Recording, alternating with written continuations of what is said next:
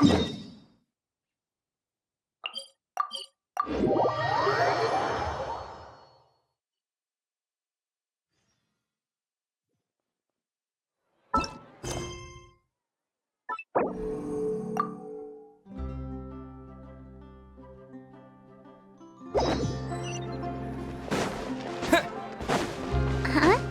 Do you also see Navia and Clorinde over there? They look like they might have run into some kind of trouble. Let's go check out what's going on!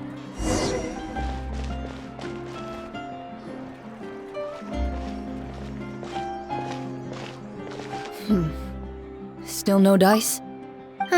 Not at all. And I've asked pretty much everyone in the court of Fontaine already. Lynette's ears drooped as soon as she heard that we'd have to be out and about for days on end. And Fremine, he hid himself under his helmet as soon as he realized there'd be people around that he didn't know. What about Chiori and Charlotte? I feel like both of them would be more than up to it. I've asked them already, but they're both pretty busy right now. I just gave the members of the Spina a few days off, too, so I don't want to bother them either. This is getting pretty difficult. Navia, Clorinde, what's up? Oh my. Well, if it isn't my dear partners. How are you all doing? Huh. Navia? Huh? Oh, you mean... Yep, this is our chance. Do you need our help with something? Oh, precisely. My dear partners, we've got a huge problem right now that only you can solve. Whoa, for real? Absolutely. We've already exhausted all our other options. Traveler, Paimon, would you join us and play Marechaussee Hunter Judgment Day? Marechaussee what now? It's a new game script by the Tabletop Troupe, a local roleplay adventure club. Ever heard of the Tabletop Troupe? They put out games that allow you to participate in a story and roleplay characters with your friends. Oh, I've loved their stuff ever since I was a kid. That sounds super interesting! Clorinde and I are both veteran members of the club. Recently, someone came up with a new script and was looking for people to help playtest it for them. And when they asked, of course I couldn't refuse. I mean, come on! A brand new script? Nobody has ever played it before. Generally speaking, scripts at that level of development have a lot of issues, but I think this one is pretty solid. The author obviously put a lot of work into the story, and the world building is also quite credible. Whoa! I know I was the one that handed you the script, but some of us haven't read it yet. No spoilers, please. Anyway, the script calls for a team of 4. Yes. We're missing one final player right now. So, you're saying you'll help us out? I knew I could count on you, partner. Paimon and the Traveler are kind of a package deal. Is that okay? That's not a problem. I'll adjust the pace based on the actual number of players, and ensure that everyone has a good time. Well, Traveler, what do you think? Wanna play? Paimon will follow your lead. Well, that solves our problem. You have our thanks. Woohoo! I'll go grab the script manager from the club right away. The script manager? Didn't you just say that you gave Clorinde the script? The club introduced a completely new kind of gameplay for the script. In this iteration, the Game Master's version of the script is incomplete. The script manager provides the next part of the script only after players have completed the current list of objectives.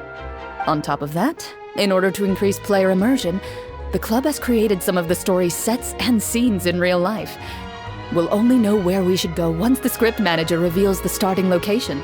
Wow, you're right! Whoever wrote this script really did put in a lot of work. And it's got a real healthy amount of suspense, right?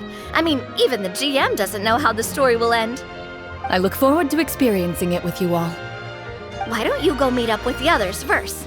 They should all be waiting at Chioria Boutique. I'll come over with the script manager as soon as I find them. Sounds good. Remember to always watch where you're going, And don't rush. You say that like I'm 6 years old or something. Let me think. What kind of character should I play this time? I just hope you'll pick up some useful skills this time. Oh, and stop trying to persuade every animal you come across.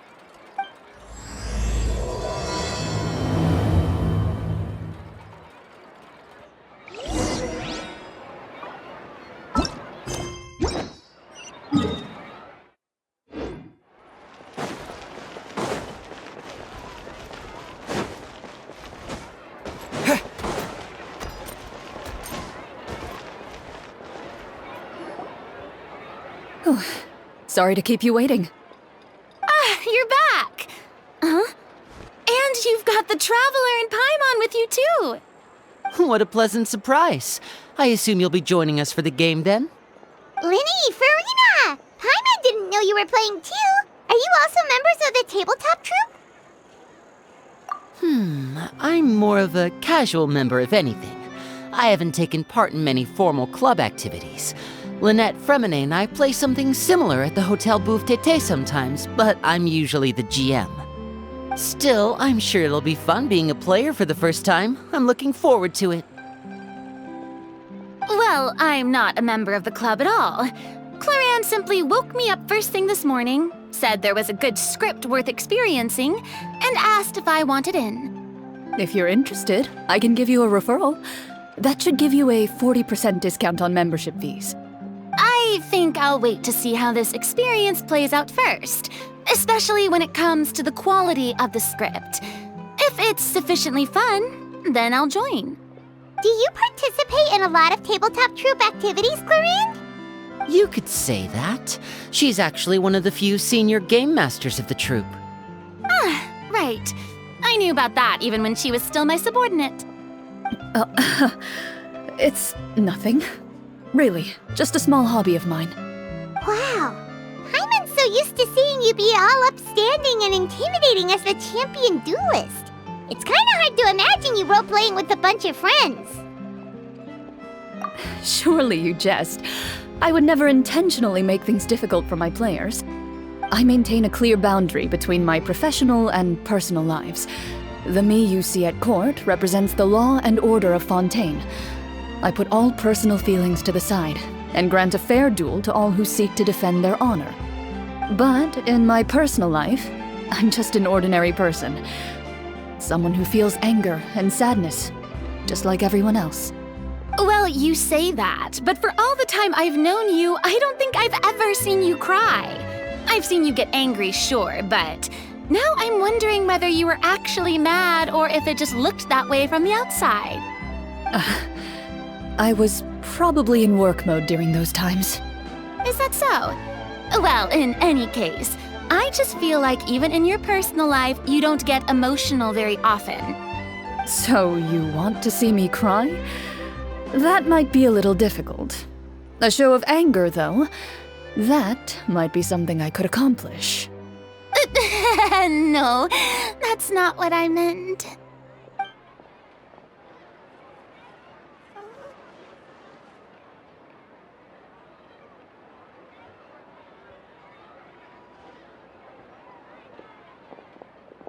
I'm back! Here, allow me to introduce you to the script manager, Mr. Florian. Pleasure to meet you all. Hello. Wait, are you a champion duelist too, Mr. Florian? Oh, no. This is just the costume provided by the club. I occasionally play a few of the roles in my scripts. That sounds like a lot of work.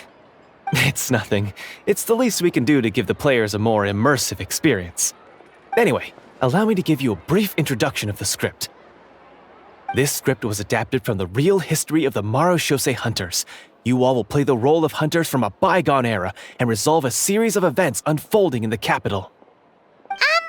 Paimon's not super familiar with the history of the Marechaussee Hunters. Is that a problem?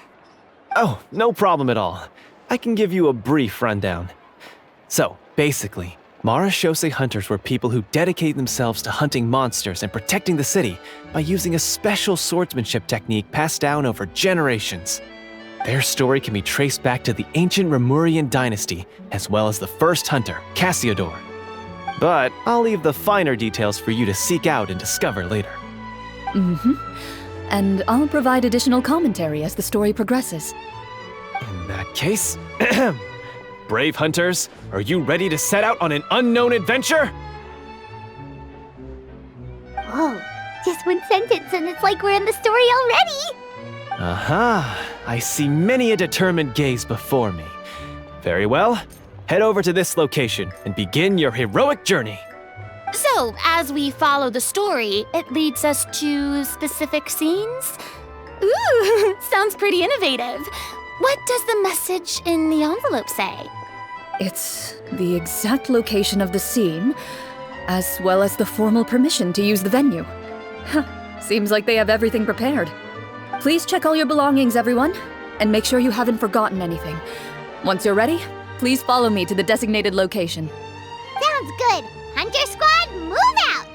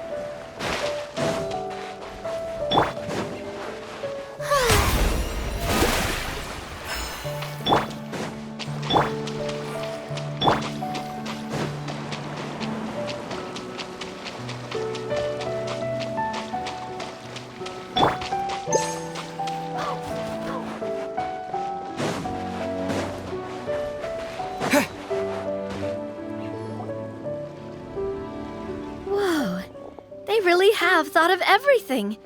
Even the phaetometer is here and ready to go for us. The phaetometer? What's that? It's a card that's used to determine action success or failure. We'll need to use it when we try to use certain skills. And what about all the dessert and tea? Is that for us as well? That's what the message said. Oh, really? That's so nice. It feels just like a tea party with friends. Those snacks have Paimon's name written all over them! I think you might be more of a snack hunter than a Marachose hunter, Paimon. Snack Hunter Paimon reported for duty! If there are delicious snacks to be found, Paimon will track down every last one! The desserts are great. But I'm still looking forward to the story more than anything. Very fair. Then, let us begin. First, please pick up the blank character cards in front of you, and write down your name and profession. You can find an abbreviated version of the rules printed on the back of your character card. If you have any questions, feel free to ask me. In this story, everyone is a Marachose hunter. To reflect this, the club has prepared a small badge for everyone. Ooh, nice! As hunters, you have proficiency in swordsmanship and fighting by default, so there's no need to allocate any additional skill points to those areas. Swordsmanship? So there's a fighting part to all of this? Paimon's not sure she can do all that on her own. Maybe Paimon can just stick with you? Why don't you share a character card then? The Traveler will be the Marachose hunter, and you can be his little floating assistant. Kinda like in real life. So, for the name, do I fill it out with the name of my character? Yep. It can be any name you like. You can use your real name too if you want. I do that whenever I get too lazy to think of a new name. Oh, so it would be like experiencing a different life, but still as yourself. That's not a bad idea. In that case, I think I'll continue to use the name Linny then. Next up is the skill sheet. You have a limited amount of skill points that you can use to learn a number of skills. The more points you invest in a particular skill, the easier it will be to pass associated checks. I'll take persuasion and investigation. Those are must-haves when it comes to missions like these. Oh, those skills sound like they'd be useful for gathering intelligence. Good idea, Navia. Just as expected of a veteran player. So, should we also take those skills then? Not necessarily.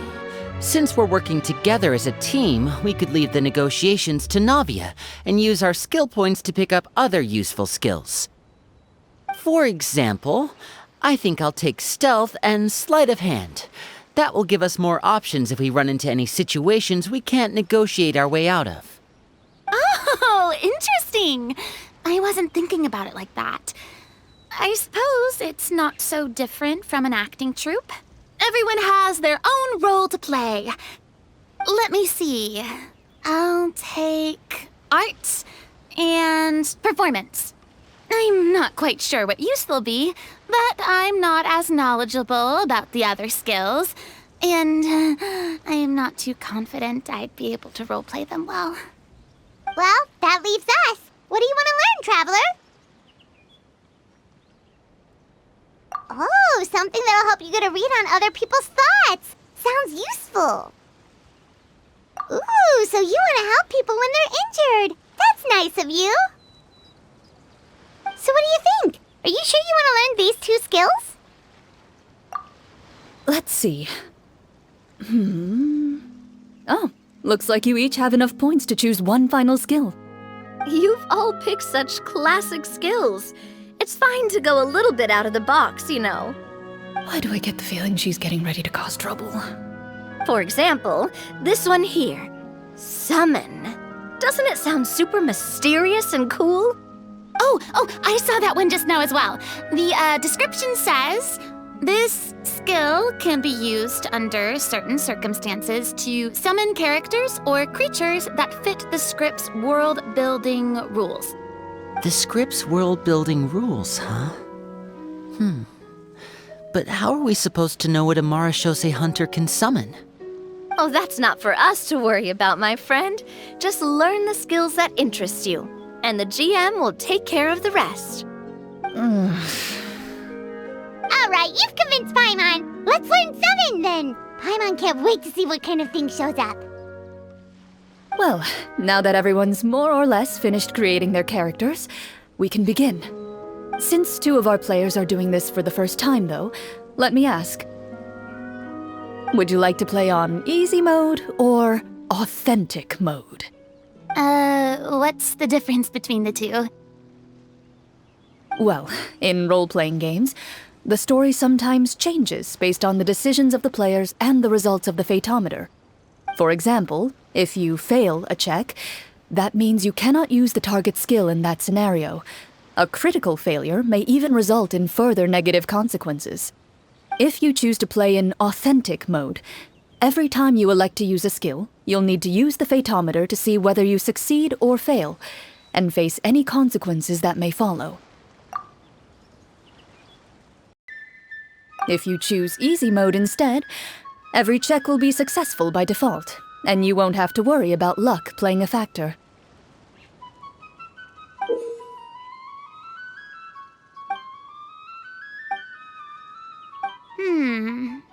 Given that I'd like to focus on the story, I suppose I should pick easy mode. I'd feel bad if I brought the team down by failing my checks. Huh? Oh, come on. Don't worry about that. RNG is the lifeblood of role-playing games. I'm going with authentic mode for sure. Never knowing what you might have to overcome. Ugh, doesn't that sound exciting? I'd rather be mentally prepared for what might happen. All right, then I'll mark down Farina for easy mode. All her checks will be successful by default. As usual, Navia and Linny will play on authentic mode. What about you, dear partner? How would you like to play? Are you sure? Trust me, You'll see the beauty of RNG. Honestly, I don't think Clorinde would make things too difficult for us no matter what the Fatometer says. Isn't that right, Clorinde? No promises. That wasn't super reassuring. Well, anyway, enough talk. Let's get started. I want to experience at least a good chunk of the story today. Speaking of the story, why is the beginning scene on a beach? Well, that's because... a long time ago, back when human civilization was still in its infancy, powerful demons and evil sorcerers ruled over the land. They created a host of monsters and sent them to slaughter all humans in existence. Soon, a group of human rebels banded together. With their swords raised, they swore to brave the darkness, and in doing so, subdue each and every monster that sought their destruction. They became known as the Marachose Hunters.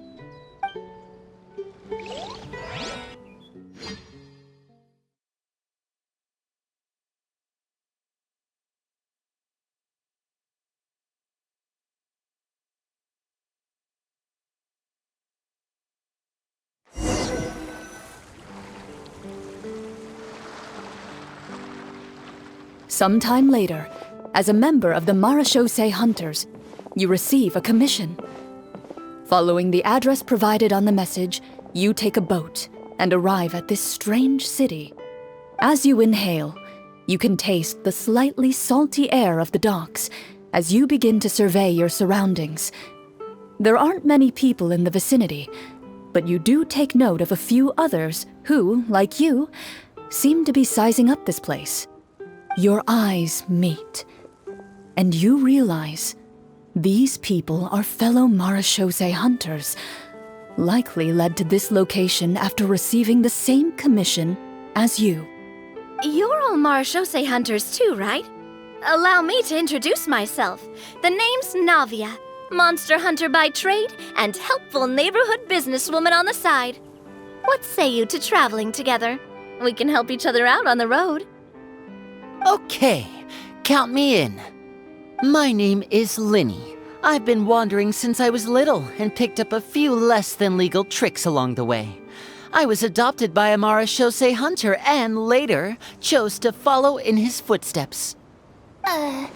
Is this where you introduce your character to everyone? It sounds like they've done this dozens of times. My name is Farina, and, I grew up in a noble family. I always had a strong interest in performance and the arts. Even though I'm a Marachose hunter, what I really want is to be a performing artiste. Hey, that's really cool. You can do it, Farina. That's exactly how it's done. Paimon is Paimon, a good friend and companion to this Marachose hunter right here. I've been studying medicine ever since I was a child. I want to do my part to eradicate these monsters and use what I've learned to heal others. Oh, welcome, welcome. When we face the monsters, I'll make sure to charge in front to give everyone some cover. You can take care of the healing at the back. You open your envelopes at the same time. The message reads, "To the honorable and trustworthy Marachose hunters, our kingdom is currently facing a grave crisis. The lands outside the capital have been overtaken by monsters, and our people are being led astray by forces of wickedness. We beseech you, please help us resolve this crisis and return peace and stability to our home." The layout of this city looks super familiar. It kinda reminds Paimon of Mondstadt! The scriptwriter must have used a real-world city as a reference when coming up with the map. As experienced hunters, the layout of the city reminds you of places once traveled. You recall the sight of tree-lined streets and the gentle tranquility of days gone by. Yet, as you regard the city in front of you, it appears to be little more than an empty shell. Its hollow gates are open to you, beckoning you to come forth and bring salvation back to the town. I carefully read every line of the letter and turn my attention to the signatures at the bottom. Who issued this commission to us? You see a long string of unfamiliar names. It would seem that many of the residents of the city issued this commission together. They sensed that things were not right within the kingdom and sent a distress signal to the outside world. In that case, why don't we take a walk around the city and see if we can learn anything from the local residents? Oh, good idea. We might be able to get some leads on the monsters and bad guys we're after. You look up and see a tavern nearby. It appears to be open for the day. Why don't we go check out that tavern? If the novels I've read are anything to go by, taverns are usually full of information.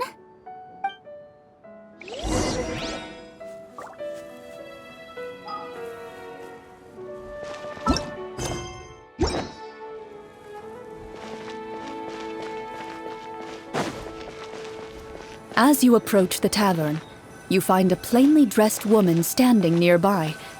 She appears to be rather troubled about something.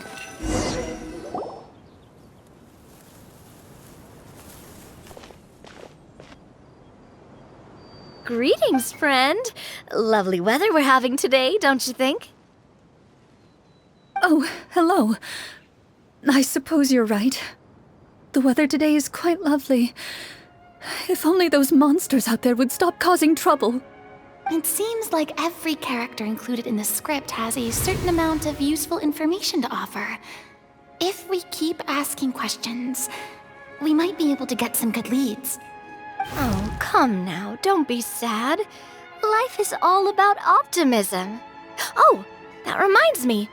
What did you have for breakfast this morning? Huh? I don't think that's the kind of question we're supposed to ask. Nothing turns a frown upside down like good food. How about some macarons? I could make you some. You didn't even take cooking as one of your skill proficiencies. That's not necessary, miss. Excuse me for saying this, but you don't really look like a chef.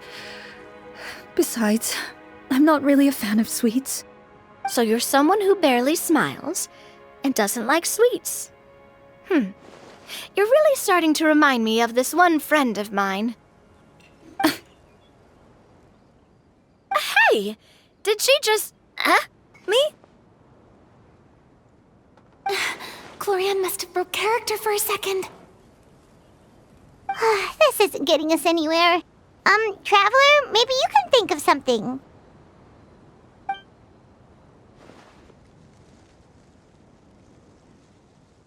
The results of insight checks aren't disclosed to the players, so I'll be the one consulting the fatometer.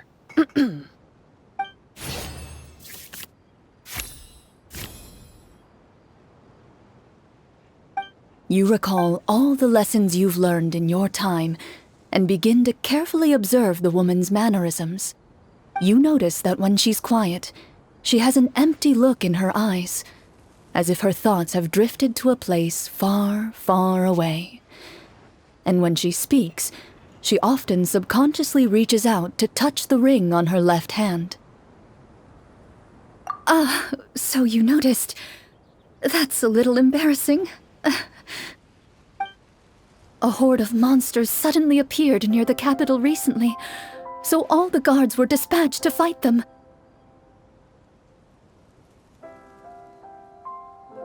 Do you remember when those monsters appeared?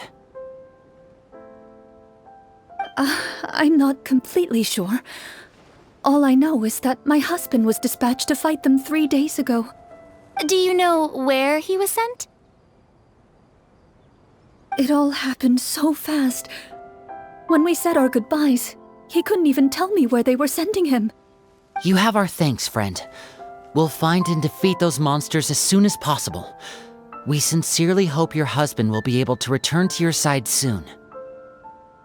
Oh, thank you. Don't worry. We'll find him. Just try to remain optimistic and wait for good news. We don't always get to choose what happens to us. But we do get to choose the little things, like what we eat and how we respond to the things life throws our way. I hope that one day, you too will recognize the power of something as small and inconsequential as a delicious dessert. I'll do my best. You bid farewell to the woman and continue your journey further into the city.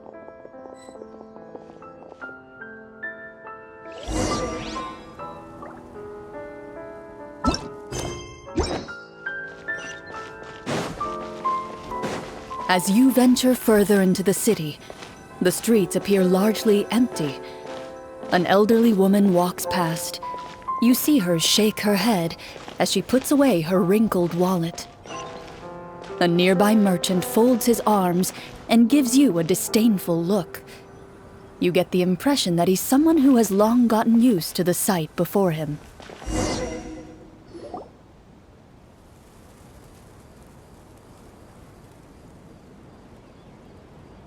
Although he doesn't seem very friendly, merchants are usually a good source of information, right?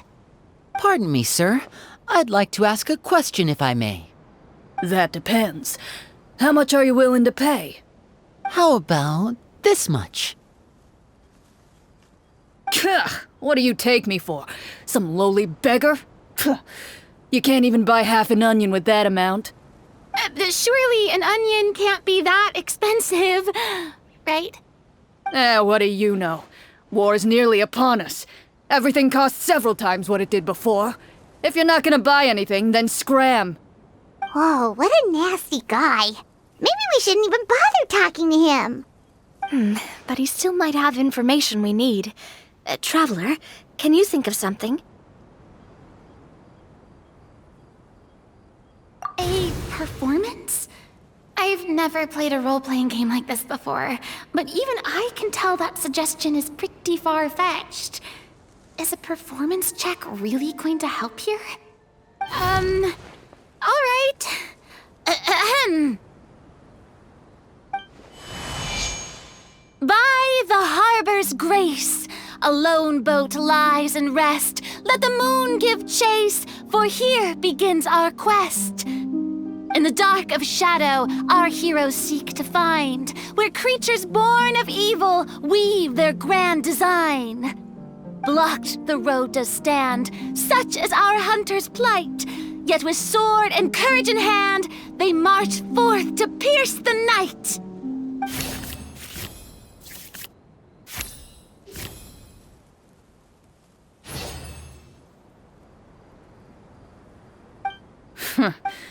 I don't recall asking for a bardic song. Don't expect me to give you any coin.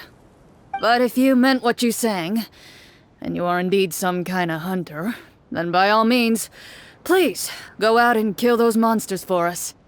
Those monsters are camped outside the city, and they've been destroying all our trade routes. We have limited reserves within the city, so if this continues, we're all gonna be in big trouble. Wait, you're saying no one has put a plan in place to distribute supplies or maintain order? We could all starve and those nobles in the palace wouldn't even break a sweat. Who knows? Maybe they've been in cahoots with the monsters all along. That is concerning.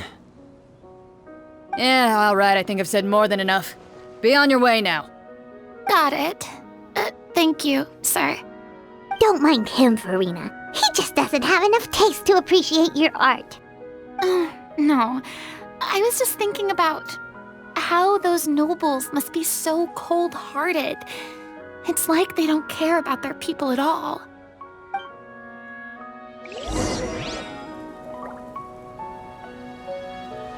Should we try to go somewhere with more people? Oh, how about the city square? Follow me.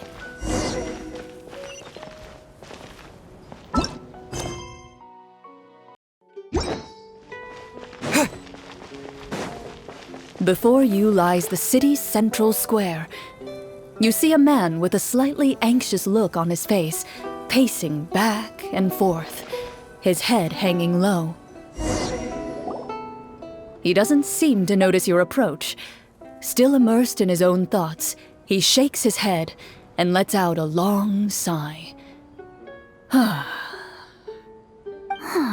This guy seems promising enough. Maybe I can get some information out of him. Hello, sir. Is there anything I can do to help you? Wait, you're... I'm... Oh, dear goodness! You're a Marashose hunter! You recognize us? Ah, are you one of the people who wrote the commission letter? Yes! Oh, I didn't expect you to actually come! Oh, what great news! The city is saved! What happened here?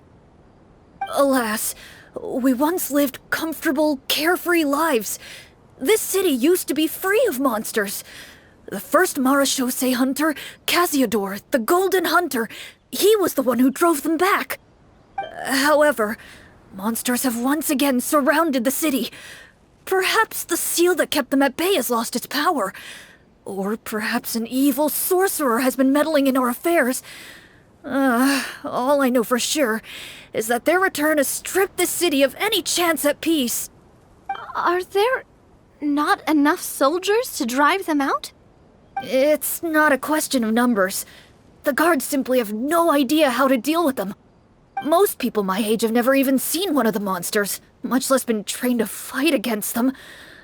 What's worse, many of us don't even know the history of the Marashose hunters anymore. When I was a child, though, my grandfather would tell me stories about how the Marashose hunters drove back the monsters. So, on the off chance that something might come of it, I decided to reach out to you. To be perfectly honest, I was starting to think all those stories were just tall tales. But now that I've seen you in person, I finally know that it was true! Well, you can rest easy, friend. The righteous and formidable Marashose hunters are on the case. The man is touched by your determination and resolve. His eyes begin to well with tears of relief. Still, if we are going to hunt the monsters, we need to know where to find them. Can you give us any leads? All I know is that the area outside the city is dangerous. I'm afraid I can't point you toward a specific location. Oh, although, if you leave the capital through the main gate and follow the road, you should run into a group of guards. They might know more about where to find the monsters.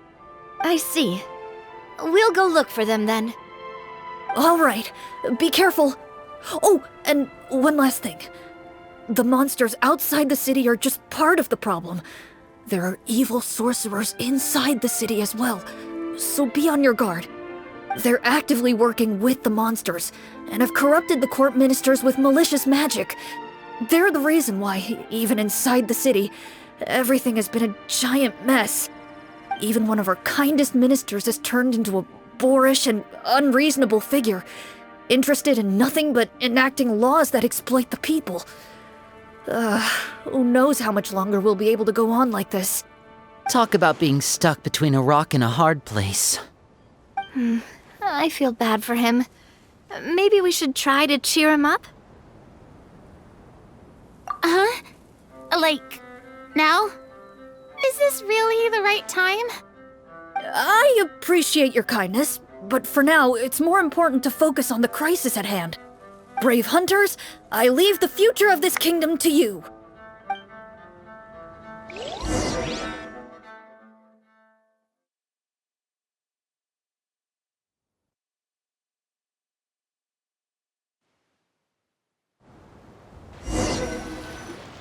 If I understood correctly, there are currently 2 problems in the kingdom that need solving, right? Exactly. We need to defeat the monsters outside the city and take down the evil sorcerer stirring up trouble from within. But which problem should we tackle first? Well, this seems like a good moment for a break. Take some time and discuss what you want to do. Let me know when you've made your decision. I really didn't expect the people in the city to keep us at arm's length like that. I totally thought the hunters would be treated like heroes. Well, Clorinde said the script took cues from the real history of Fontaine, right? Maybe the real-life Marashose hunters were also treated like that.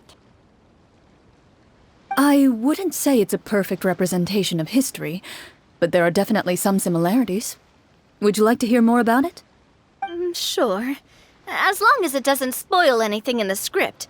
You've brought up bits and pieces of the Hunter's history before, but it was all in passing.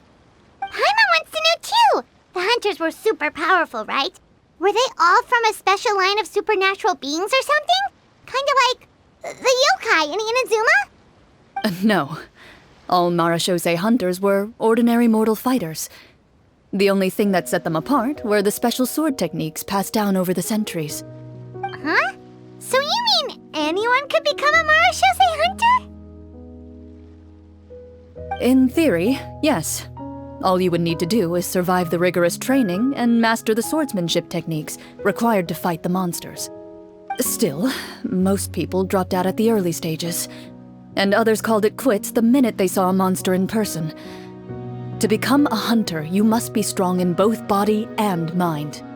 What kind of monsters did the hunters fight exactly? Oh, and the evil sorcerer the script mentions. Did they exist in real life too? The land of Fontaine once played host to an ancient dynasty known as Remuria. After that dynasty fell, monsters began to appear, intent on obstructing humans from establishing a new social order. One of the ancient sorcerers of Remuria used his power to assemble a formidable army of golems. He sought to use that force to establish himself as king. Now wait a second. Don't tell me that guy was the inspiration for the evil sorcerer in the script. We still haven't found any in-game information on him yet. So, why don't you talk about someone else for now? Well, I wasn't planning on going into anything you might be able to find out in the game. But if you want me to talk about something else, then... How about Casiodor, the Golden Hunter? Or Egeria, the ex-Hydro Archon? Wait, but those people are all from a super long time ago. Where did you learn all this, Clorinde? From my master. Huh. By master, you mean Miss Petronia? Someone you know? Absolutely. Miss Petronia and my father were good friends. Back in the day, she would often bring Clorinde over to play, but then... Let's not get off topic. Anyway, back to what I was saying. Responding to Egeria's call, a number of warriors followed Casiodor into battle against the monsters. This group of warriors, under Casiodor's leadership, became known as the Marashose Hunters. Yet, as Fontaine entered an era of peace, their work gradually became obsolete. The Marashose Phantom, originally an association made up of hunters, eventually came to be predominantly comprised of Melusines. Ah, I see. That explains why most of the people in the script have forgotten the hunters or think of them as nothing more than a legend. Is that really a bad thing, though? It can get tough always being the one shouldering everyone's expectations. Depends on who you ask, I suppose. If the name of the organization no longer commands respect, investigative work is bound to suffer. Speaking of investigations, which problem should we tackle first? Monsters or evil sorcerer? I vote monsters. That's the main duty of the hunters, right? We can come back to the sorcerer later. Well said, Miss Farina. Plus, if the sorcerers really are the masterminds behind this whole thing, defeating the monsters could give us some clues on their intentions as well. What about you, partner? What do you think?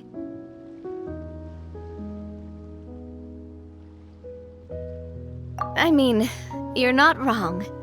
But those characters are usually the ones pulling the strings behind the scenes. More often than not, they're very formidable opponents. Going after them now might be jumping the gun a little bit. We don't want a total party kill on the first day, right? With Clorinde as the GM, I wouldn't rule out the possibility. Then it's settled. Let's go hunt some monsters. All right. After some discussion, you decide to turn around and head out of the city.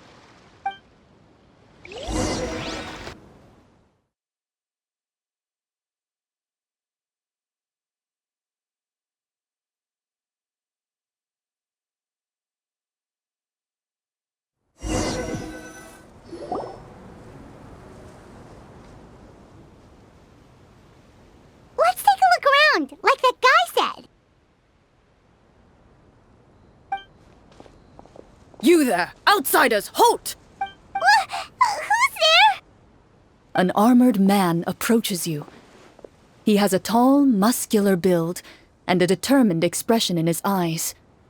Just one look, and you can tell he's fought in his fair share of battles.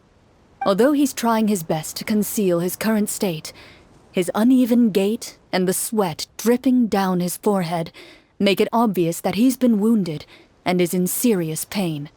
I'm the captain of the guard.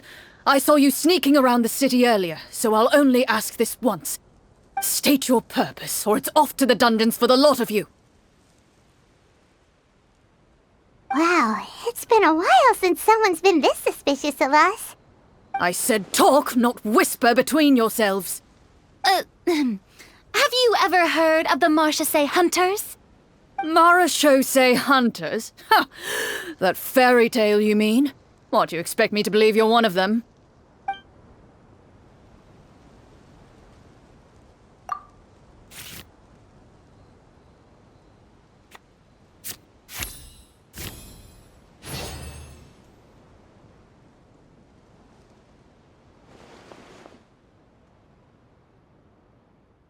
Using your knowledge of medicine, you're able to deduce that the injury on his calf was a monster's doing, and the wound has already begun to fester. As you check him over, he looks at you with suspicion and retracts his injured leg further back. I'm a doctor by trade. Please, let me redress your wound. You don't have to suffer like this. The man appears somewhat disgruntled at having been exposed, but soon relents and raises his leg for you to take a better look.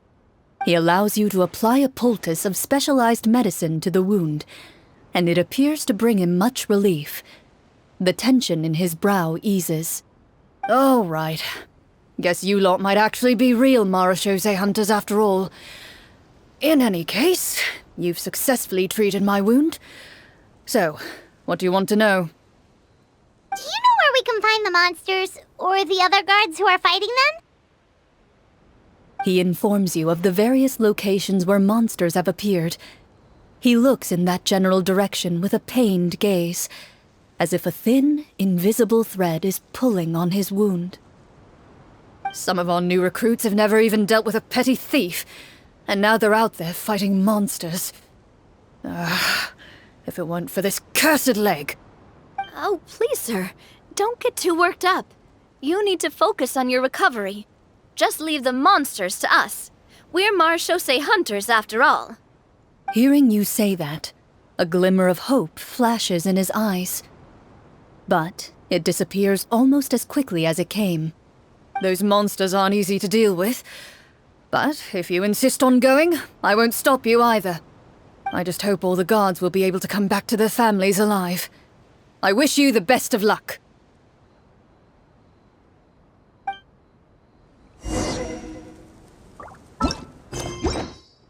Based on what the captain said, the monsters should be right up ahead. Let's go. Hopefully we're not too late.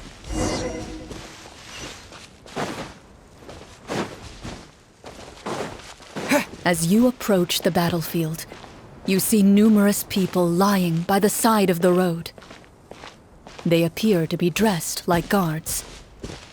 Their faces are filled with desperation and terror. Some are screaming and cursing in vain, as if still trying to banish the monstrosities they saw from their minds.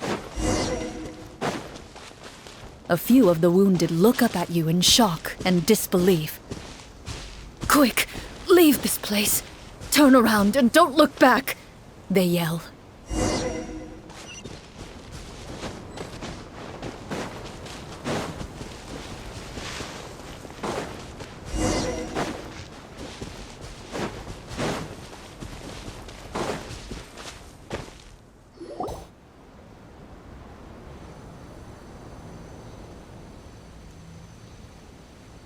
This is the place he mentioned, right? You see broken iron swords scattered all around you, and downed trees riddled with terrifying claw marks. All the signs point to one thing.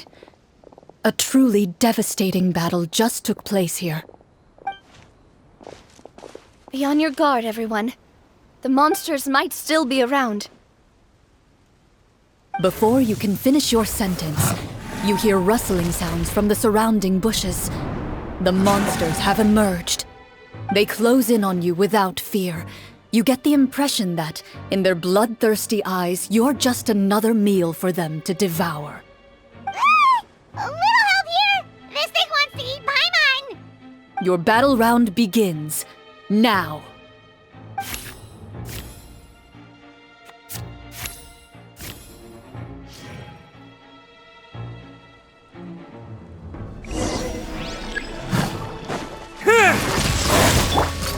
Hey there! Attack! Here comes the finale! The next battle round begins now.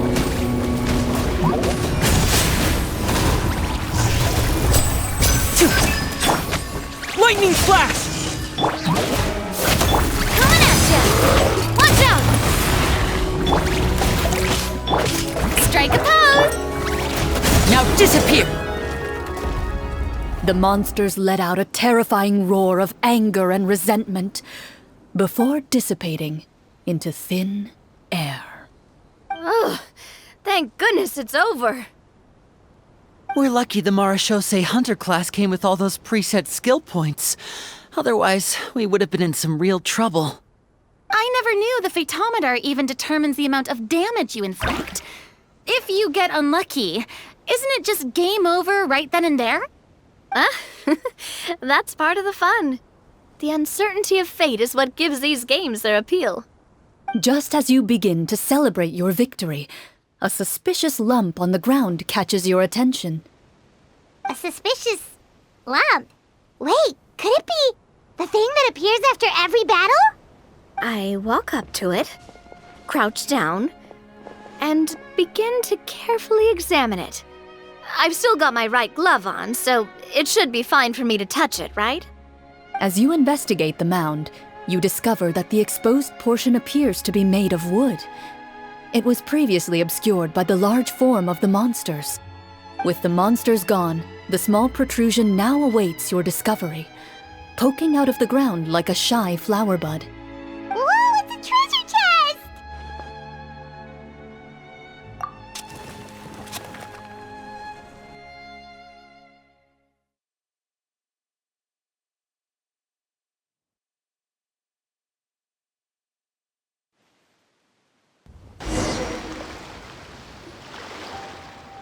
With everyone's help, you successfully excavate the wooden chest from the ground. Even without opening it, you can tell from the mora and jewels scattered around the chest that it must contain quite the fortune. Makes sense. We worked hard for this. Let's open it and we can share what's inside! I can understand your excitement, Paimon, but think about it. Doesn't it seem like there are people out there who need this treasure more than us? Yeah. Think about all the people suffering in the capital, or all those guards who got hurt fighting the monsters. Wouldn't it be better if we gave the treasure to them? Wait, is that how it works? Paimon thought since we were the ones to dig it up, we could just take it for ourselves. Well, let's put it this way. Any decision you make during a role-playing game can impact the future course of the story. But would the people really believe us? It's hard enough for us to prove we're Marashose hunters. What if they think we procured the treasure illegally? They might get even more suspicious of us. That's definitely something we should consider. Maybe we can come up with an explanation in advance. Well, if donating it could cause that much trouble, why don't we use it to buy some gear and fill up on good food? Then we'll be ready to fight even more bad guys. Looks like you're facing a difficult choice once again. Well, it's getting late. Why don't we call it a day for now? Wow, where did the time go? I'm not sure if it's because I'm having so much fun with you all or because the story is particularly enticing, but I feel like I could almost keep going. Here, here. Ooh, how about we play through the night? I'm not sure I'll have enough energy for that. Yeah, that won't work for me either. Lynette will give me an earful if I get home too late. I understand how you feel, Navia, but we have to change venues for the next part of the story anyway. Huh? Another location? There's a special note for the GM at the end of this section that says to proceed to an indoor set for the next part of the script. Whoa! They really pulled out all the stops for this new script. Well, even if we end the game for the day, we can still stay a little longer and hear Clorinde finish her story, right? Paimon wants to hear more about the history of the Hunters. Something tells me you just want to finish the free desserts before we break for the day. That's just a coincidence, okay? Besides, to Paimon, not finishing free food feels even worse than having to buy her own. And anyway, Paimon really does want to hear more about Clorinde's master. Well...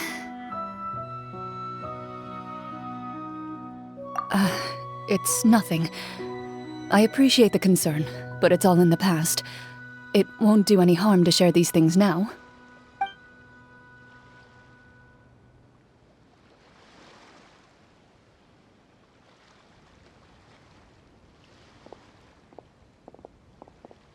My earliest memories are of living with Master. According to her, she saved me from certain people of ill repute. My birth parents had left me behind some time before that. What a heavy beginning for a life story. Master was a fascinating individual, if inexperienced in the ways of raising children. My first ever toy was a short sword. Although I suppose it wasn't so much a toy as something Master removed from her waist and handed to a noisy child in need of distraction. Oh wait, so she handed an actual sword to a child? Isn't that dangerous? Did you hurt yourself? Of course I did. I cut my palm and bled quite a lot. But Master was not concerned. She just stood there and casually lectured me about it. See, that's what you get for not holding the sword properly, she told me. She then crouched down next to me and said, "Give me your hand. I'll teach you to bandage this wound. After that, it's time to learn how to truly hold a blade." Excuse me for asking this, Clorinde, but how old were you exactly when all this happened? Probably around, 3, give or take. 3? Isn't that when most kids are still struggling to hold a fork? As I said, Master was rather inexperienced in the ways of raising children. She believed trial and error was the best way to teach a child what they're capable of. I'm not so sure this is a question of experience. I didn't see anything wrong with her ways at the time. And anyway, children don't get to choose how they're raised. Oh, she did bring me back a pet from Liyue once. It was a Geovishap hatchling. A Geovishap hatchling? For a pet? That seems even more dangerous. What she said was this: make sure to get along, you two. If you really can't agree on something, just settle it with a fight. Whoever loses is the real pet. And how old were you when this happened? 5. Well, did you win? No, I lost. So you're saying you actually became the Geovishap's pet? Yes, but only for a week. By the end of that week, I defeated it in combat, and we've shared a cordial relationship ever since. That really doesn't sound like the kind of childhood someone should have. Later on, I gradually understood that Master most likely didn't know any other way to raise a child. She was a Marechaussee hunter, but I never heard her bring up her own parents. Thanks to her, I learned how to navigate the forest by the age of 6, and could hunt monsters in the wild by myself the year after that. Even though the training she subjected me to was strict, she always made sure to take me traveling when she had the time. We met many of her friends during those days. That was also how I met Mr. Callis and his family. I still remember the first time we met. You were too scared to join our picnic and hid behind Ms. Petronia the whole time. I still hadn't really met many children my age at that time. so I didn't know how to interact with others. After that, though, you started coming over a lot. You loved challenging people to shooting competitions, remember? I don't think many members of the Spina ever beat you in one of those. I had a lot of fun during those days. I enjoyed them too. Oh, do you remember that one time we went exploring around the Spina together? We overheard Papa call your master Fontaine's Protector of Justice. We tried to pretend like we never heard anything, but you nearly let it slip that one time.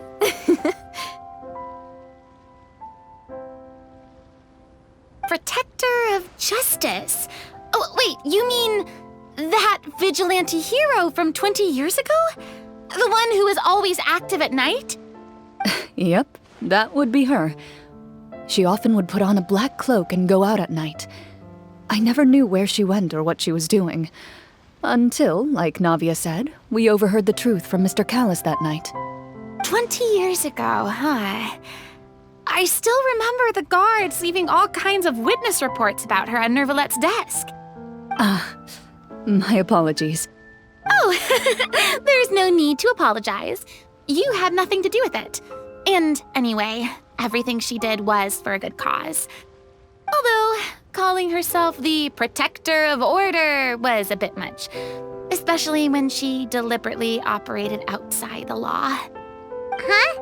When did the Protector of Justice become the Protector of Order? Oh, she had a bunch of code names.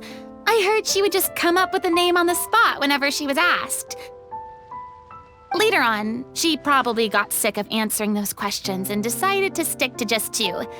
The Protector of Justice and the Protector of Order. That sounds like her, all right. I bet she forgot which of the two she'd use by the time she got back each night. Well, she certainly sounds like a fascinating individual. With her strong sense of justice, it's no surprise her student followed in her footsteps. It's true. I always wanted to become like her. Someone powerful, independent, and with a strong sense of conviction. But...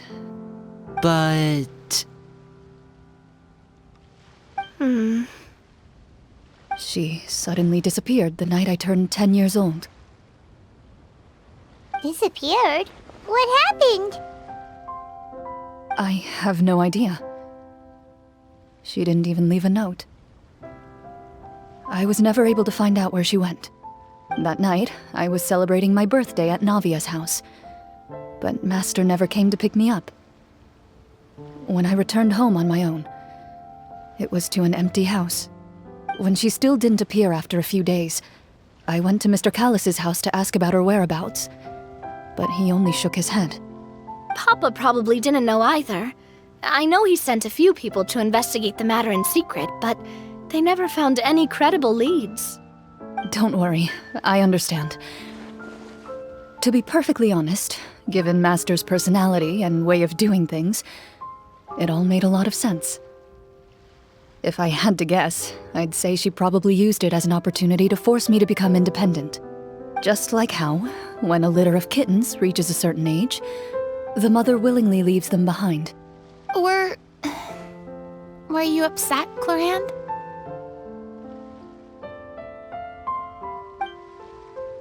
I was at first, but not anymore. I don't believe Master would suddenly disappear for no reason. There must have been something she just had to do.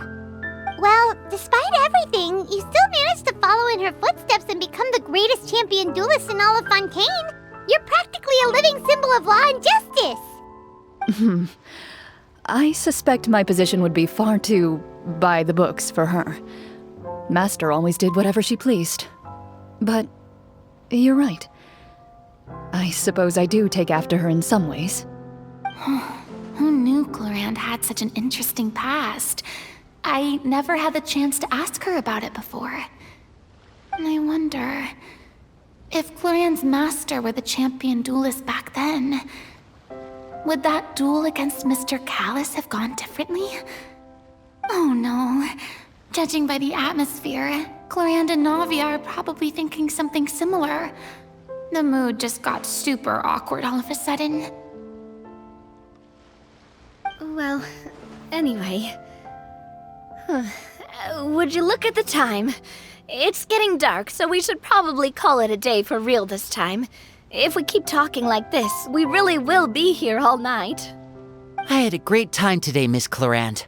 Thank you for being our GM. Anytime. The script was good, but I've got to say, your childhood stories were even better. Hey, you should tell us more about that fight against the Geo-Bishop sometime. Maybe your master was onto something.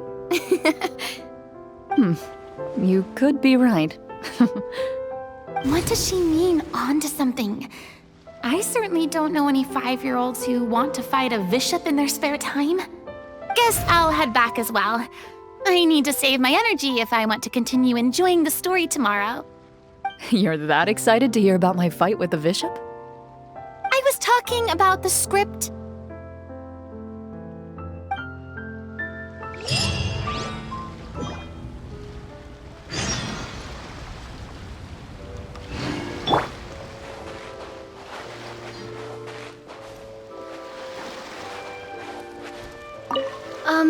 Just between the two of us, could you tell me what it was like to be the Geo-Bishop's pet? It was nothing special, really. Geo-Bishops don't understand the concept of a pet. So basically, it just headbutted me whenever I entered its territory. And that hurt? Yeah, it hurt. What, something you want to experience for yourself? Oh, I'm good. Thanks.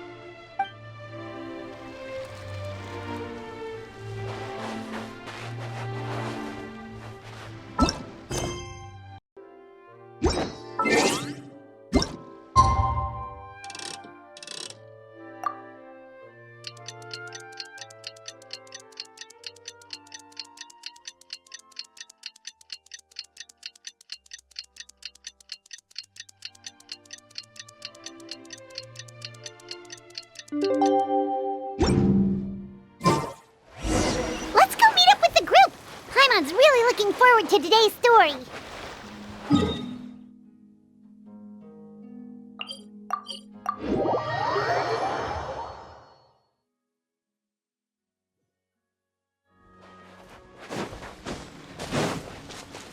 Loaded.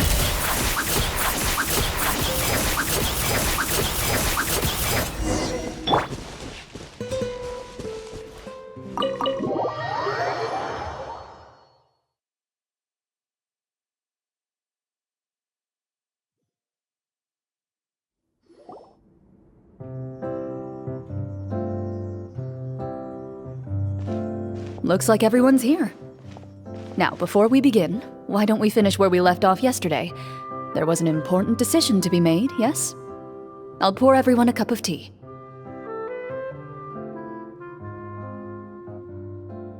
Is that really the most important part, though, Clorinde? Paimon's more concerned about our current surroundings. Heavy walls, cold railings, dim lights. This is obviously supposed to be a prison. I admire the work put into the set. Still, it's obvious the scriptwriter has never paid a visit to the fortress of Meripede. So this set is going to be a part of the script? Unfortunately, that is something I can neither confirm nor deny. Anyone think Clorinde's smile is starting to look kinda scary? Well, whatever happens, we'll just have to push on. But first, we should really figure out what to do with this treasure. If we're worried about arousing suspicion because of our identity, why don't we give ourselves a different name, just like Clorinde's master did? Yeah, it might be better to keep a low profile. As long as we're helping people, it doesn't matter who we are or what we're called. Staring at me won't get you anywhere. Or did you want some more tea? Oh, Paimon's good. Thanks. Why aren't you saying anything, Navia? Wait, what's that next to you? Oh, this is the short sword Clorinde mentioned last night. I found it. Huh. I'm surprised you managed to track it down after all this time. Well, I made sure to take good care of it. considering the circumstances in which you gave it to me. Of course I had to keep it safe. Anyway, where were we? Oh, right. I was just thinking about all the potential ways for us to break out of prison. We could dig a tunnel, or try to bribe the guards. Wait, we haven't been thrown into prison yet, have we? Well, it's only a matter of time. It pays to be prepared. Just like how you should always have an umbrella on hand, even when it's sunny. All right, Paimon's made up her mind. Let's just give the treasure away. Paimon may have wanted to keep it, but if it's going to land us in prison somehow, Paimon will be too upset to enjoy her snacks. So, you've reached an agreement? All right then, we can continue with the story. Oh, and we'll collect all the scattered pieces of treasure on the ground as well. All right. You collect the treasure and make your way back to the capital with your bag of loot in hand.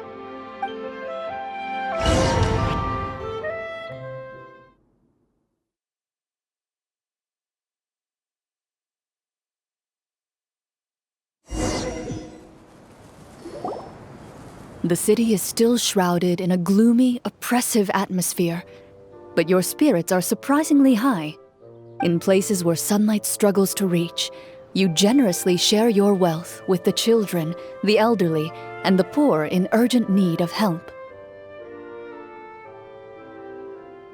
Thank you, kind soul. The elderly woman's look of gratitude follows you as you walk away, her eyes never leaving your back until you move entirely out of sight. However, there's still quite a bit of Mora remaining. It appears you haven't made much progress. She's probably trying to tell us to speed this up. We need to hurry up so we can address the sorcerer problem. Should we go find that man again at the square? He seemed like a pretty responsible guy. I'm sure he knows the people here far better than us. Oh, good idea! Just as you start to make way to the square, intent on finding the man again, there's a voice.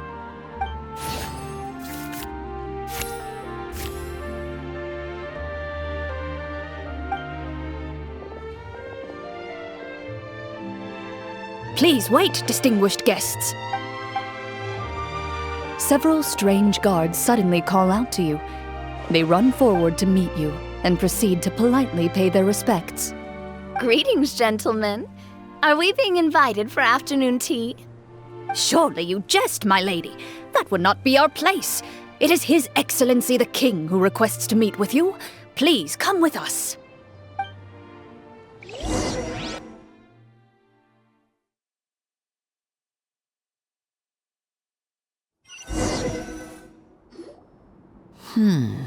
Do you think this could be a trap?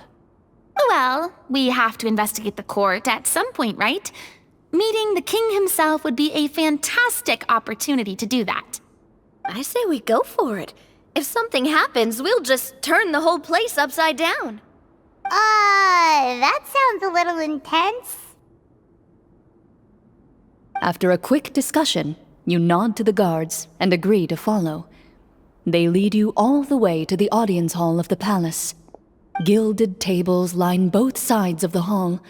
The space itself is adorned with all manner of expensive antiques, glass shelves, and silver candlesticks. The items appear quite ordinary in size and dimension, yet their presence somehow makes the emptiness of the hall feel even more surreal and ominous. Wow, it's so luxurious! The elderly king, clad in a magnificent robe, sits upon the deep crimson throne before you. He wears above his head a majestic crown, with a gemstone the size of a bird's egg set right at the very front. As you observe it, you see a complex pattern of light reflect off its surface. They're here, Your Majesty. A man dressed in dark clothes, likely a minister, shields his mouth with his hands and bends down to whisper a few words to the king. After a moment, he lowers his hands and stands back up. His gaze shifts to fixate on your group, but he does not move from his place at the king's side. The king does not appear entirely aware of his surroundings. The man by his side, though. We should keep a close eye on him.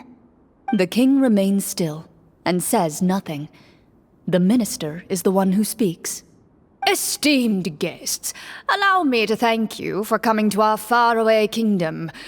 Unfortunately, His Majesty the King finds himself quite exhausted from work.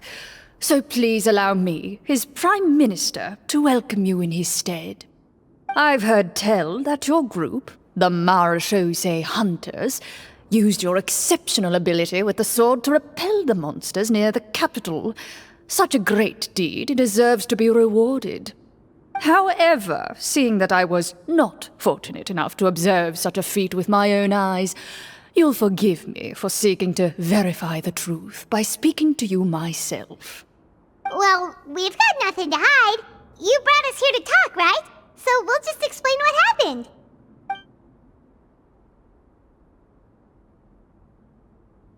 The golem's blades were so powerful, they could cut down trees in a single swipe! It took a lot of effort to defeat them, even for trained swordsmen like us. Well, that was enough details, right? Believe us now? Your account does indeed match those of the survivors. Since you were the ones who defeated the monsters, that must mean you are also in possession of the treasure they stole?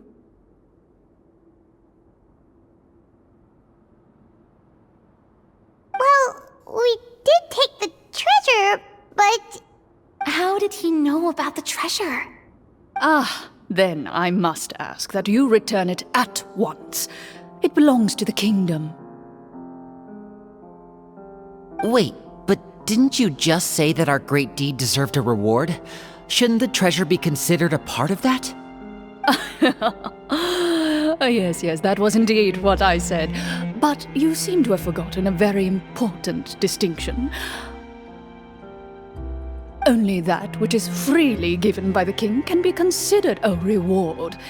Taking the rightful wealth of a kingdom without said permission, on the other hand, is a crime. But that's completely unreasonable! Yeah, that makes no sense! If it weren't for us, the treasure would still be buried underground somewhere! Maybe so, yet the fact remains. You tried to dispose of the treasure without reporting it to the court and without receiving permission, yes? What, no answer? Surely you're not insinuating that you, a group of legendary Marechaussee hunters, sought to take the treasure for yourselves? Well, what about the king? Is he just gonna let this guy talk for him the whole time? Clad in his magnificent robe, the king remains seated, with his hands resting on either side of the throne. His posture is rigid and unmoving. He stares forward with an empty look in his eyes, completely unmoved by the events before him.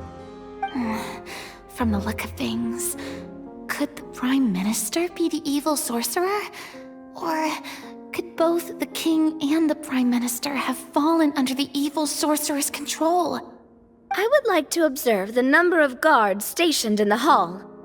The guards in the palace appear fully armed, their expressions solemn. Sensing the tense atmosphere in the room, they stand at the ready, each with a hand placed upon the hilt of their sword, as if prepared to draw their weapons and surround you at a moment's notice. Well, there goes my plan to turn the whole place upside down, I guess.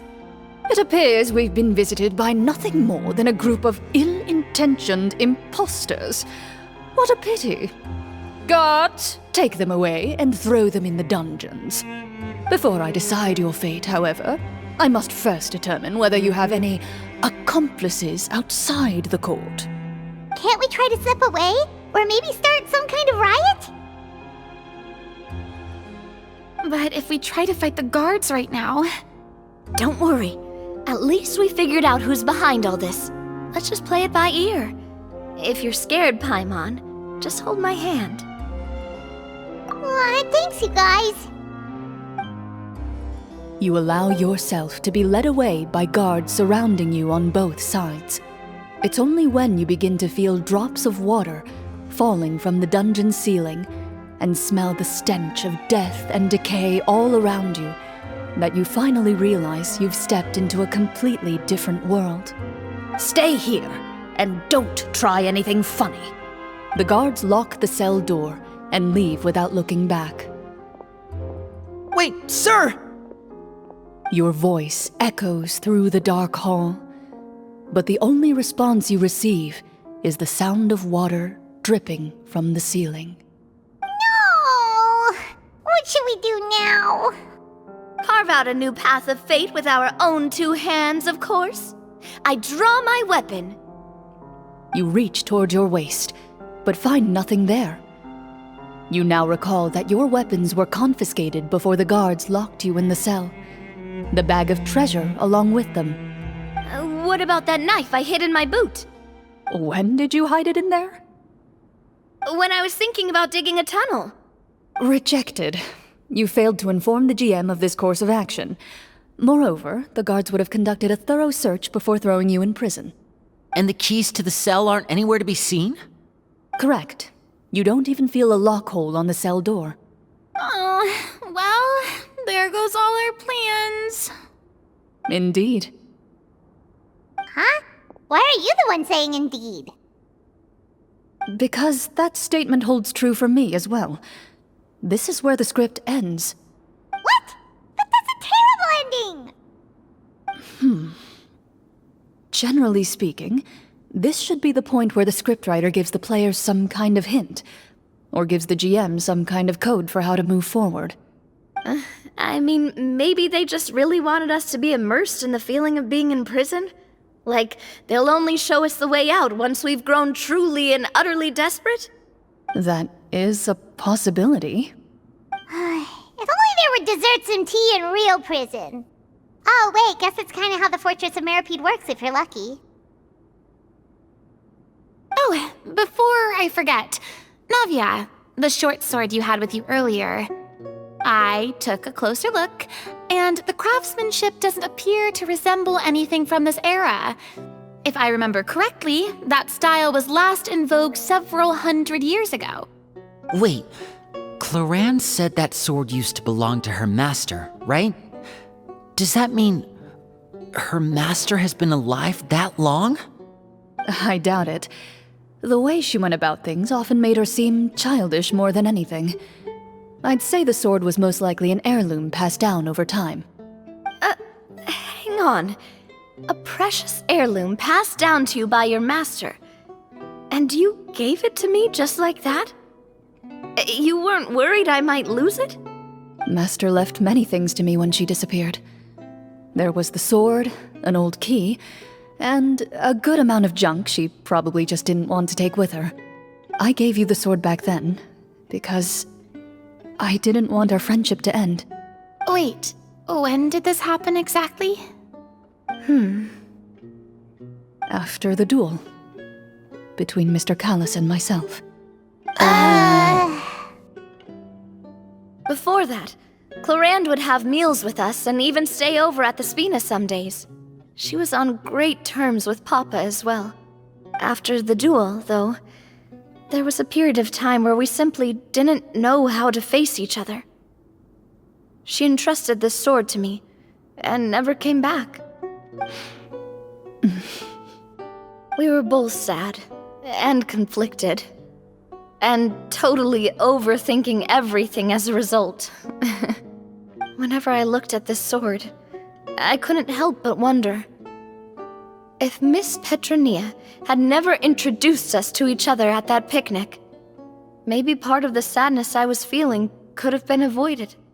Back then, it felt like I hadn't just lost a father, but a close friend as well. No one can change the past. The most important thing is that you two found your way back to each other and can enjoy things like this together. Yep, you're right. I'm sorry, you two. I didn't mean to bring up any sad memories. Think nothing of it. No one here is at fault.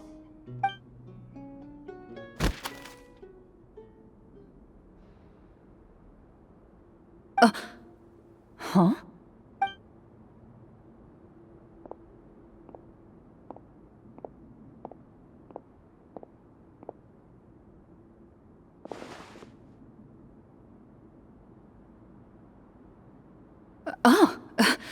Looks like the next part of our script is here. Perfect timing. The situation was really starting to get desperate. And not just because of the prison thing.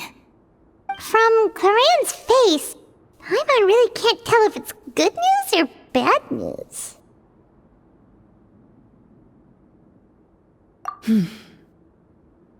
Water continues to drip from the ceiling. In this lightless dungeon, you lack a reliable way to tell how much time has passed. Eventually, you get used to the unpleasant odor of straw, mold, and rust, and find yourselves alternating between fits of drowsiness and despair. Suddenly, you hear footsteps outside the door.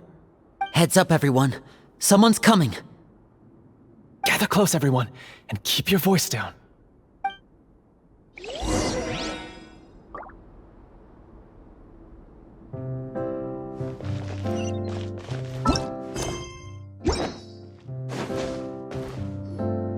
Who are you? I work as a guard in these dungeons, but my true identity is the same as your own. I'm also a marechaussee hunter. Huh? Shh! I've already sent away the other guards, but if we make too much noise... I understand, but how can we be sure we can trust you? The king has issued a formal decree. In light of the irrefutable proof of your crime, you're to be executed before tomorrow's sunrise. If you want to escape, it has to be now. Executed?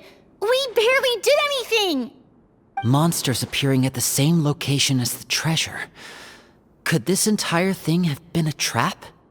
There will be time for speculation once we're out of here. As for my identity, I have no way to prove that to you just yet. Infiltrating the capital was difficult, and finding a chance to speak with you has taken a lot out of me. I could go on, but I think we can all agree that now is not the time for details.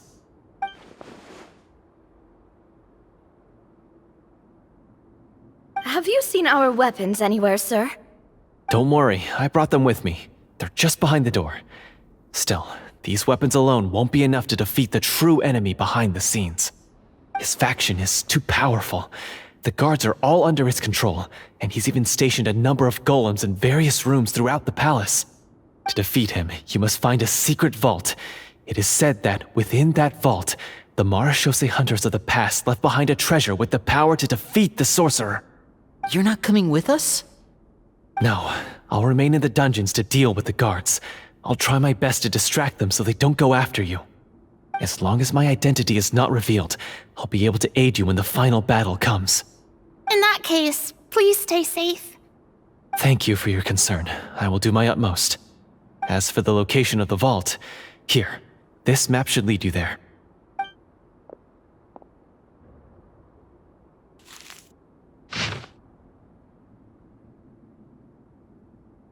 Got it. All right, once I open the door, remember to stick close and refrain from making any noise. I'll lead you out of here as quickly as possible. You now have the chance to restore the honor and legacy of the marechaussee hunters. So please, get out there and reclaim what's ours. And be sure to exercise caution. With the help of the guard, you successfully escape the dungeons. Your sense of despair and anxiety both seem to fade as you continue your quest.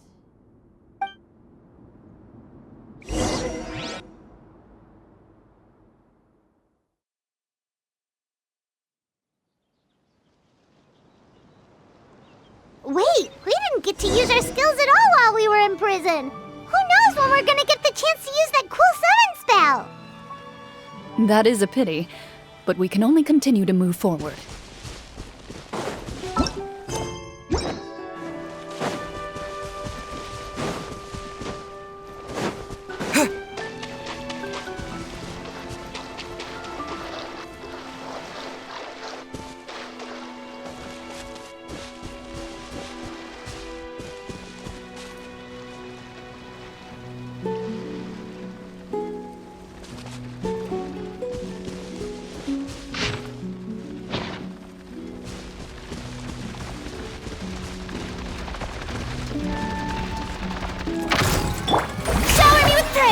Lightning Flash! There is no escape! Ready.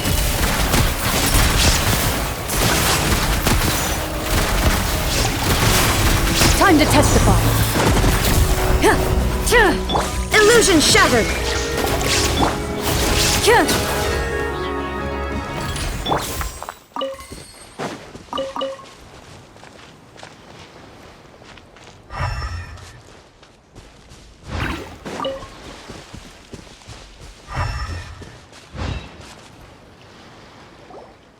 This should be the place marked on the map. This bit of rock certainly looks suspicious. Well, I'd say an investigation's in order then. Plus, if all else fails, we can just blow it up. Wow, you really meant that! Before you lies a serene stretch of open water, its surface shimmering a brilliant shade of sapphire blue. Well, guess this means it's time for a swim!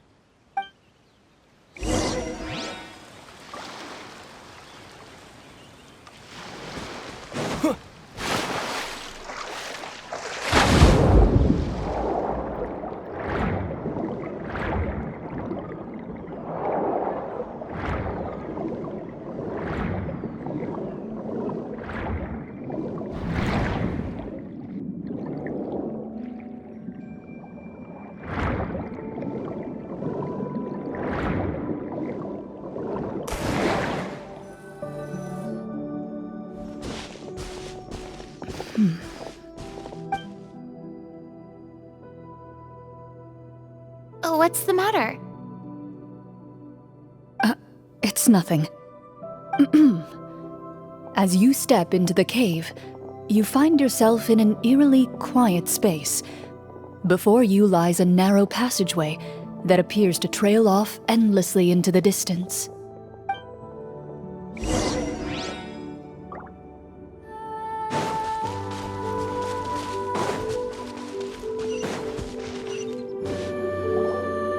Wow, this must be where the treasure is hidden! But this door is blocking our way in. It almost looks like it's been here for quite some time. I've got to hand it to the tabletop troupe. They really went all out with the props. Huh. What have we got down here? A kind of mechanism connected to the door? It looks like we might have to arrange it into a certain pattern. A pattern on a stone door. That's something Master mentioned before. Is something wrong, Clorinde? After a long, difficult journey, you finally arrive at the location indicated by your map. It appears to be an ancient site of some sort, where treasure likely awaits. Your surroundings are exceedingly quiet and serene, as if the secret that slumbers here has never once been disturbed. If you listen closely, you can almost convince yourself you can hear the sound of its calm, gentle breathing. That description makes Paimon feel kinda bad for disturbing this place. We're doing this for the sake of the people, to free them from the evil sorcerer. I say it's time for this treasure to once again see the light of day. Linny's right. We need to keep going. The future of the kingdom depends on it. The next part of the story requires us to solve the puzzle, right? Let's start exploring the area. Yes, that should be fine. Something feels off about all this. Guess I'll just have to improvise.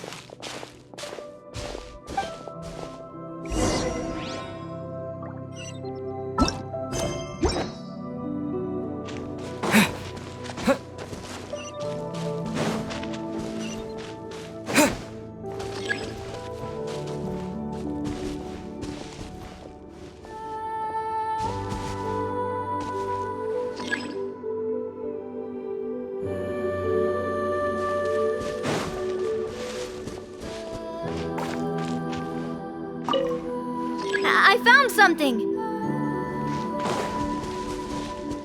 Found something here, too.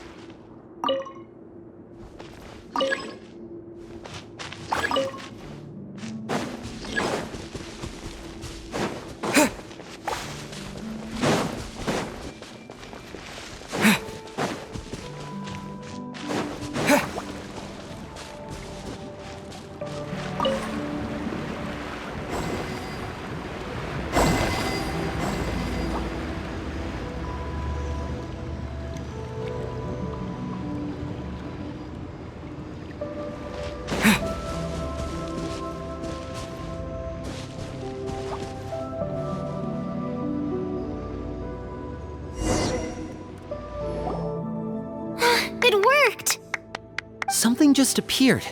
Some kind of new mechanism, maybe?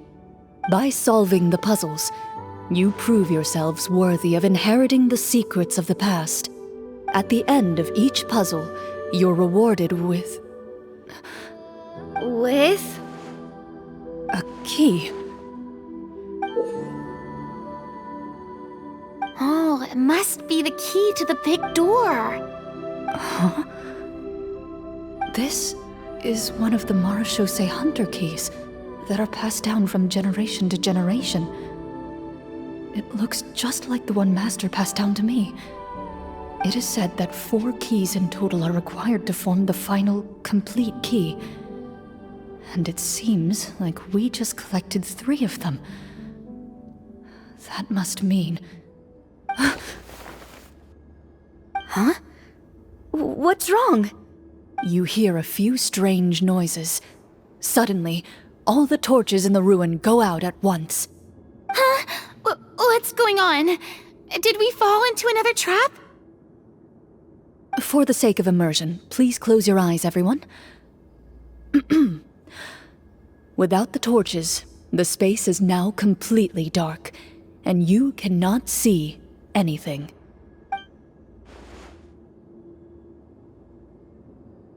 But Paimon can still see a little bit over here.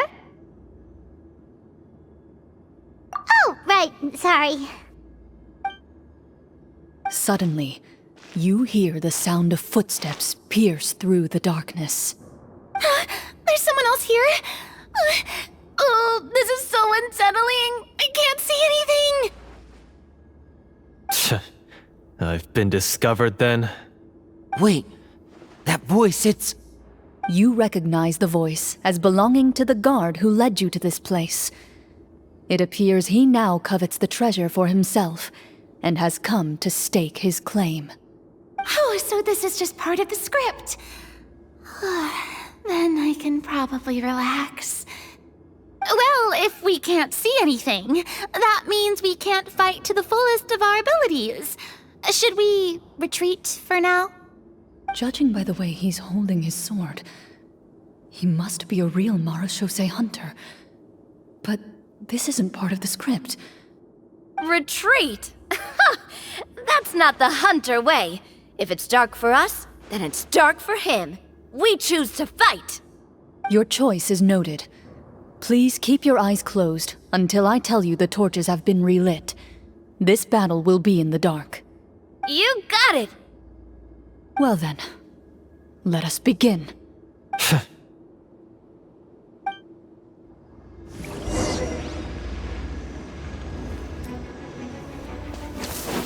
Loaded. I'd like to try to hit him with my sword.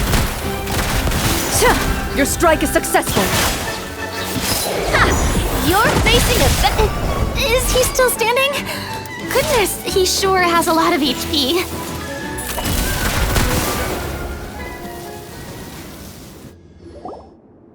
Is it over?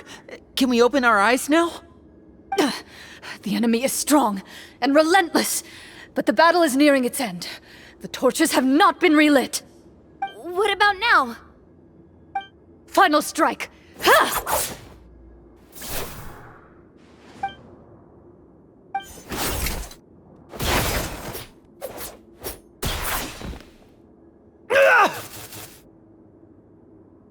Well, did we get him?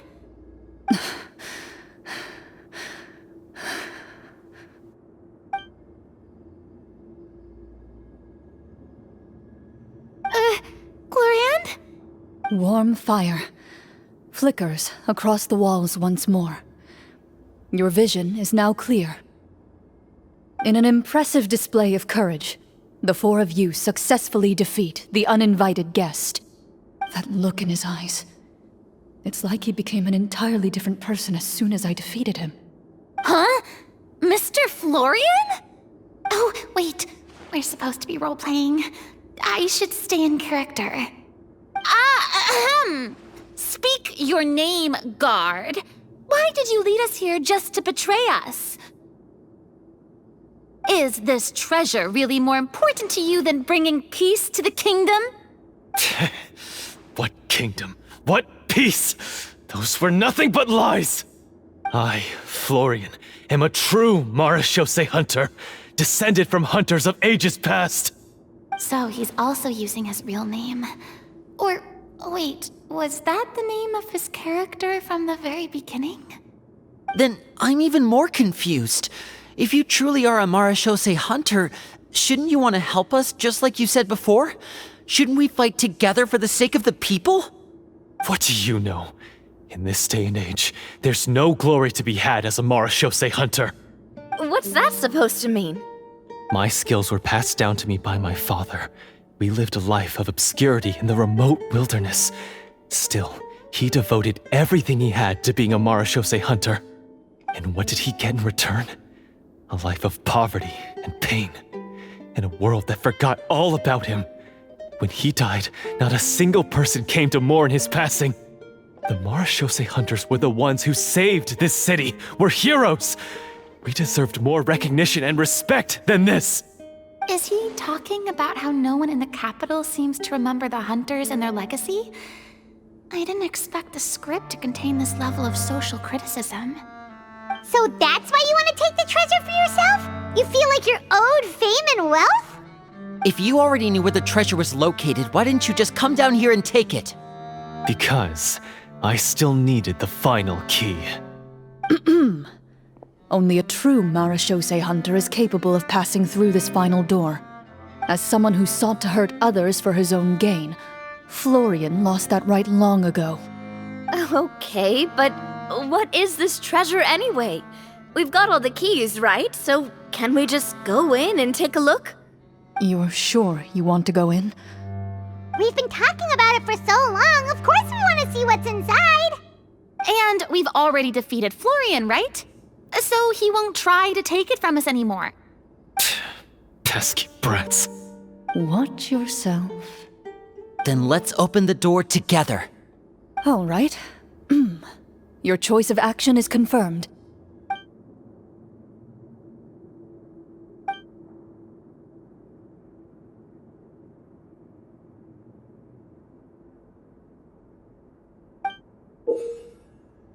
Before you, the door to the treasure, sealed and undisturbed for more than 100 years, finally swings open.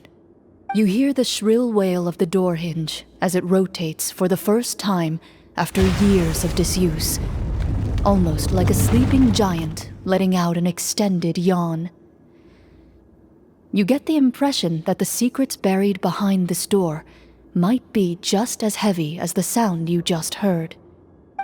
It's open! Come on, let's go in! Paimon wants to see what's inside! Ooh, me too!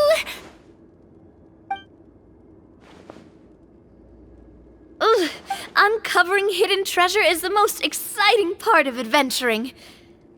What do we have here? Uh-huh. A stone tablet? And some shabby weapons? You call this a treasure vault? Looks more like an abandoned warehouse! Maybe the troupe ran out of budget at the end? They provided a super immersive experience at the beginning only to drop the ball at the most important part? They could have at least filled this place with cardboard mora or something! Wait, I get it now. Paimon, this is the real Marechaussee hunter treasure. Huh? This is it? The Marechaussee hunter treasure is just a stone slab and some broken swords? I can't believe it. I refuse to believe it!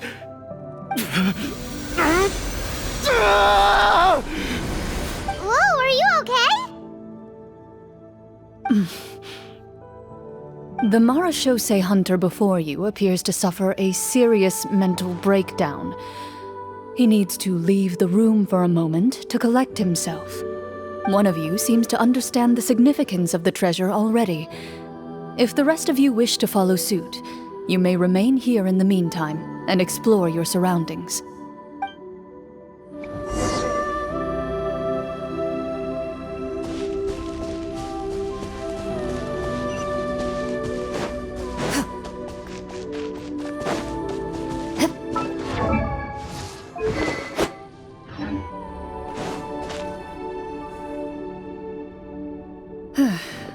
So, how are you doing? Feeling any better? What just happened? Do you remember how you got here? Or what happened to your body just now? I remember now. I brought you here because I wanted to... The explosives in the cave! You mean these? Huh? How did you... I could tell something was off the moment I stepped into this cave, so I kept an eye out. I've already dismantled the whole thing. So the strongest champion duelist in all of Fontaine saved the day once again. Guess I shouldn't be surprised. It would seem your skills as a Marechaussee hunter are as sharp as ever. I deserve some answers, don't you think? Tell me why you wanted to lure me here. Everything you said earlier sounded like the truth. Luckily, your monologue was dramatic enough to convince my friends you were just role-playing. I don't know. I just always felt like there was something in my heart that didn't belong to me. Something agitated and angry. Who knows? Maybe it was my own anger all along. I could never really tell. The feelings about my father and the other Marechaussee hunters are real. It just wasn't fair. I was angry, bitter that no one remembered them or praised their accomplishments. I don't know when it started, but at some point, my anger came to completely consume me. At that point, I remembered the legend my father used to tell me. The one about the treasure. But if the treasure was all you cared about, why plant all those explosives? Wouldn't they just destroy the treasure and bury you along with it? I can't remember. My head is a mess. It felt like there was this voice telling me to eliminate the hunters, but now it's gone. From your description, I suspect you were dealing with a devorator. Devorator? Oh, your master... your father, I mean, never talked about it? It was a kind of monster that was active several centuries ago. No, I've heard of it. I'm just not sure why you suddenly... Wait, it can't be. The seal! The seal? My family has served as Marechaussee hunters for many generations. But the title and swordsmanship weren't the only things passed down over our line. There was a seal as well. My father instructed me to always watch over that seal and maintain it regularly. He said it had been passed down over a truly ancient age, and protecting it was our clan's most important duty. But I neglected that duty after he died. I finally decided to come down and check on it one day, and that's where my memories become fuzzy. The Devorator would be a formidable adversary for any mortal being, even ones as capable as the Hunters. If you lacked the power to completely destroy it, you could easily fall prey to its influence and corruption. In light of this, some Marechaussee hunters chose to seal the Devorator away, in the hopes that a permanent solution would come with the passage of time. I heard it has the power to amplify the obsessions and desires in people's hearts, to the point where they overtake you entirely. It would seem I'm not just lacking in skill with a blade, but in mental fortitude as well. And yet, you were able to retrieve 3 of the 4 keys. If I remember correctly, each was entrusted to a respected and capable hunter. How did you manage it? One of them belonged to my father. The second I stole from a different hunter. And the third... was one that I snatched while the person was on the way home from the tavern. I nearly died in that alley. I know just how strong you are. It's as clear as day to everyone in Fontaine. I observed you from dusk to dawn, but could never find any opportunity to sneak up on you. I never even saw you drink a single glass of liquor. The only way I could think to obtain that last key was to lure you here using your hobby, and then... Oh, I get it now. That monster, it wanted to bury you here alongside the treasure. I won't comment on anything else, but the script was good. Well, I did pour my heart and soul into it. The stories my father used to tell me about the glory of the heroic Marechaussee hunters and how they came to be forgotten. It's more than just a story. Huh? You're proud to be a hunter. You're still holding onto that part of yourself, no matter how small. I have done so many despicable things. I have nothing to be proud of. Then explain the purpose of the evil sorcerer in your story. Huh? Isn't he the true antagonist? The one who sought nothing but his own gain, and used the people as pawns to attain it? In your heart of hearts, he was the one you truly wanted to defeat. But I've already tainted my sword. I no longer have any right to... Wake up, Florian. Remember how you introduced yourself earlier. Do you really think the hunters acted out of a desire for honor and glory? Or to be loved and acknowledged by the people? What did your father teach you about our order? You do not wield your sword for yourself, but to protect those you serve. There's nothing special about a blade. It's the intentions of the wielder that matter above all else. Do you still not understand? Even after seeing the treasure for yourself? The contents of that room, they represent the true legacy the hunters left behind. You're right. I am a Marashose hunter. It's time for me to redeem, no, to finally serve the people I vowed to protect all along. I wouldn't be so quick to push aside the need for redemption. I know. That's a charge I won't bother to defend myself against. Good. Then, come with me, and help me see the script through to the end. Huh? See the script through to the end? But there's no more script left. Never finished it, huh? No, I mean, I wrote the script with the sole purpose of luring you all here. There was no reason to write beyond this point. Then we'll just have to keep writing it. The evil sorcerer still needs to be defeated. You mean the Devorator? Are you saying I have to make up the rest of the script as we go along? Is that really so hard? You've already written most of it. Surely you can write an ending where the hunters win and justice prevails. I'll be there to help you too. You aren't afraid your party will fall into danger?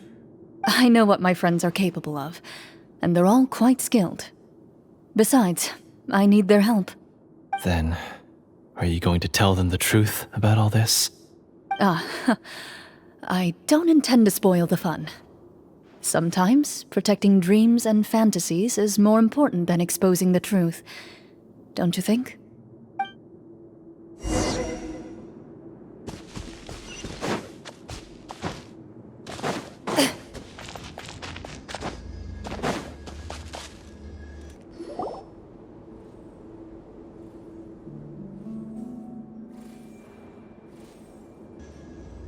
They're back! That took a while. Ahem!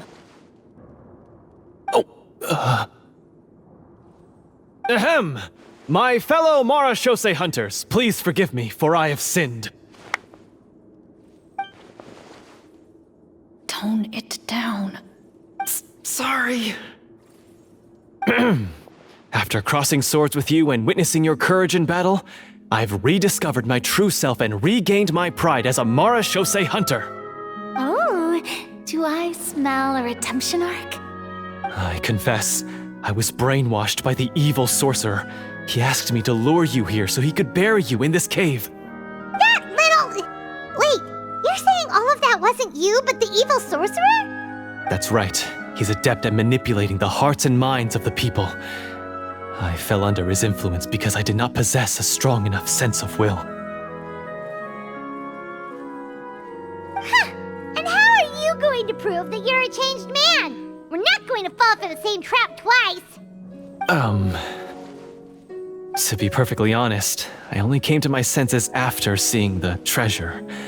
It reminded me of my father's past teachings. The treasure was actually... The names of all the Marashose hunters from ages past and their weapons? Wait, you already know? Of course. Don't underestimate a veteran role player's exploration skills. Oh, wait, I mean Marashose Hunter Navia's exploration skills. We just finished reading through the content of the stone tablet. That tablet recorded the lives of some fascinating people. For example, this Marashose Hunter called Est. She inherited the responsibilities of the Golden Hunter and passed judgment on many people. But in private, she had a very easygoing personality. Her favorite pastime was singing and dancing with her friends, and she was said to have a beautiful voice. So, she was just like you. Oh, you really think so? Well, when you put it that way, I suppose I also have a few things in common with this Walter. Working as an executioner, he supposedly used a countless number of tricks to confound his enemies in battle. Oh, if only I could have seen the feats of magic he pulled off back then. Their lives were all so exciting. You could write so many cool books about their accomplishments. How could they have all been forgotten? Because they chose to be. To hunt monsters that only appear in the shadows, you must also operate in the dark. To be a Marashose hunter is to willingly give up on wealth and fame. Then this stone tablet must have been left behind by their companions. That's right. Few Marashose hunters ever revealed their identity to the public. They always protected the city from the shadows.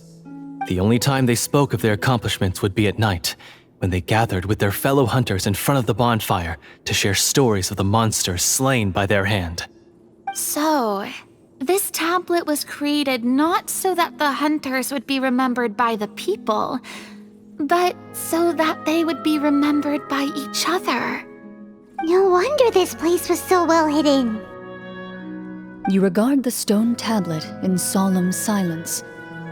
The names of your comrades etched onto its surface serve as a reminder that you are never truly alone. The tablet proves that, although a hunter walks a shrouded path, it is not a solitary one. There will always be those who walk beside you, a fact that remains as true today as in ages long past. Their legacies shall continue to be passed down from generation to generation, as everlasting as the stone onto which their names are carved. Father, you once told me that I should seek out the treasure if I ever became lost. So this is what you wanted me to find.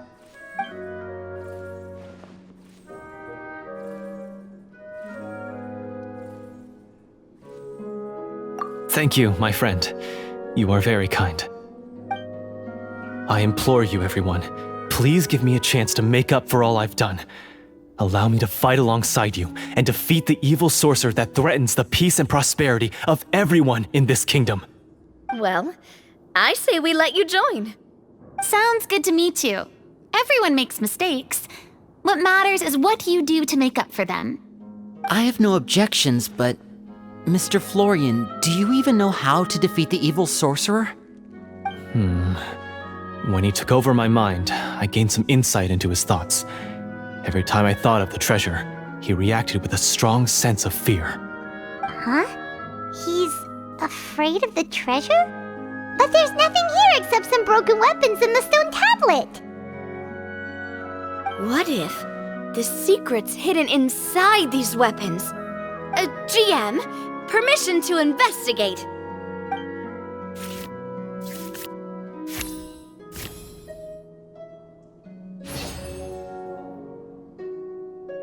At first glance, the weapons appear absolutely ordinary. But as you observe them, you notice a faint energy emanating from within. These blades have slain countless monsters. Though it's been a long time since they were used in battle, their edges remain sharp, as if they're simply waiting for the next worthy hunter to carry on their legacy. So basically take these with us, right? I'll take this weapon, since it used to belong to Est. Maybe it'll find comfort in being held by someone who appreciates the arts. Good idea. I'll take Mr. Walter's bow then, from one archer magician to another.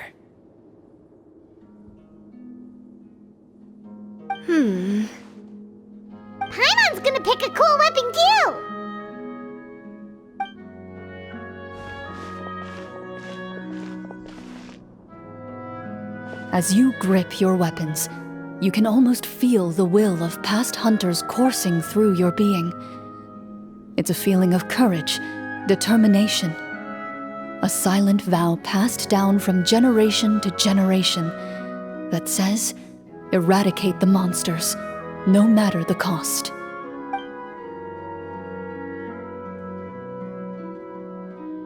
Mr. Florian, do you know where to find the evil sorcerer?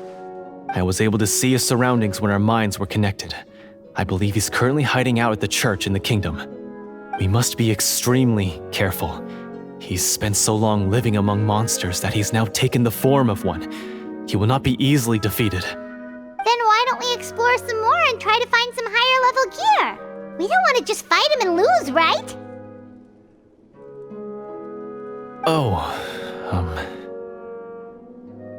No, we have to strike now. He was greatly weakened when I managed to break out of his control. If we let him rest, he might have time to escape. I agree with Mr. Florian. We've got to act while we have the advantage. Don't forget, the people of the capital are counting on us. Yeah, now that we've got a plan, there's no point in waiting.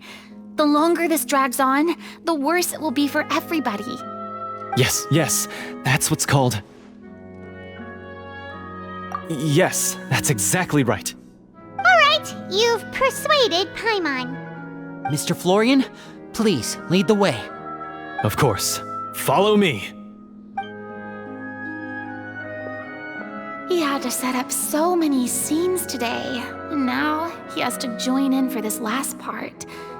I really don't envy his job. Finally, you decide to slay the evil sorcerer and bring peace back to the kingdom once and for all. As you walk away, you feel the gaze of the stone tablet at your back, as if all the hunters of the past are wishing you success in the battle ahead and awaiting your triumphant return.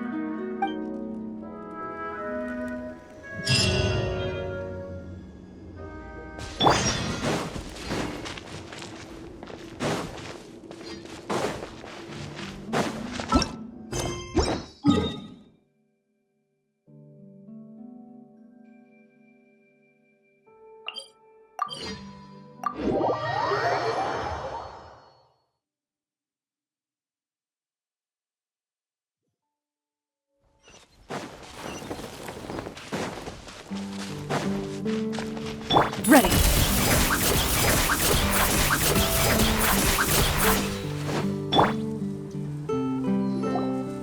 Finally, you arrive at the church Florian described. As you approach, an ominous aura surrounds you. You get the sense that your enemy is close at hand. How strange. This uneasy feeling seems so real. How did they manage that? Now, it is time for the final battle. Let's go!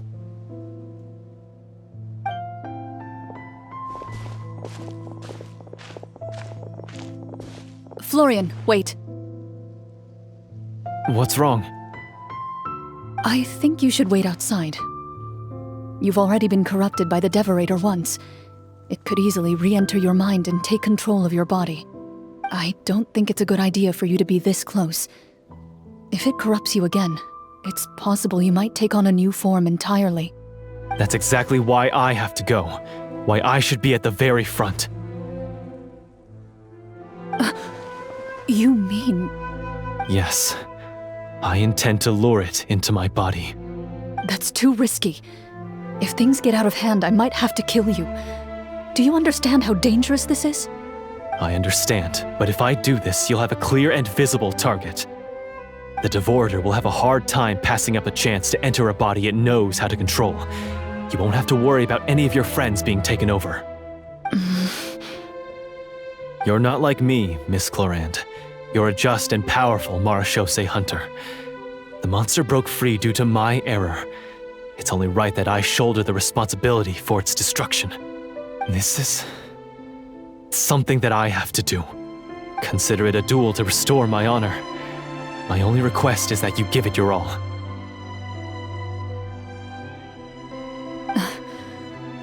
I understand. Then, as a champion duelist, I hereby accept your request for a duel, and extend to you my most sincere regards. Thank you. The battle is now upon us. Let the Devorator once again tremble under the blade of the Marechaussee hunters.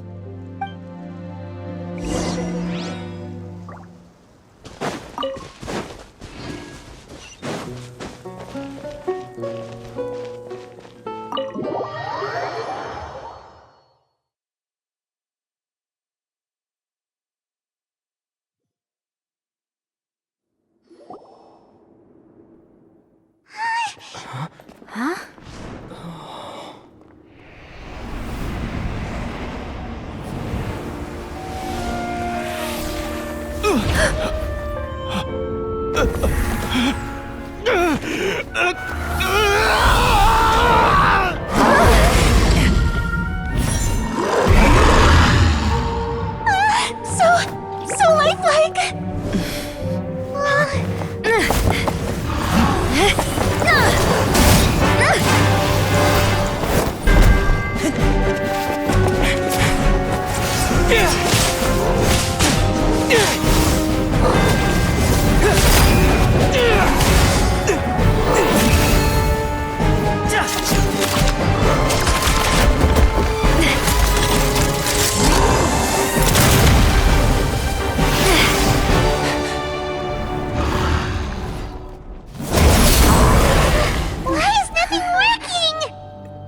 This foe is not invincible.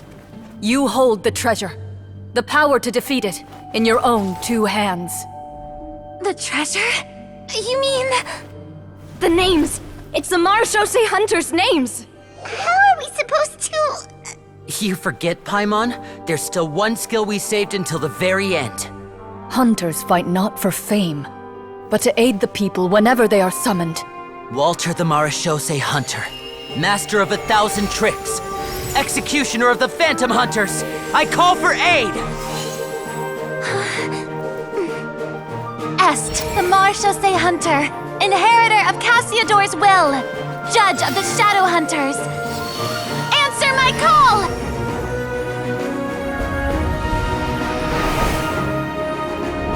Petronia, protector of justice and order. The hunter I respect the most. Thank you for saving my friend, the best one I'll ever know. Please, lend us your strength!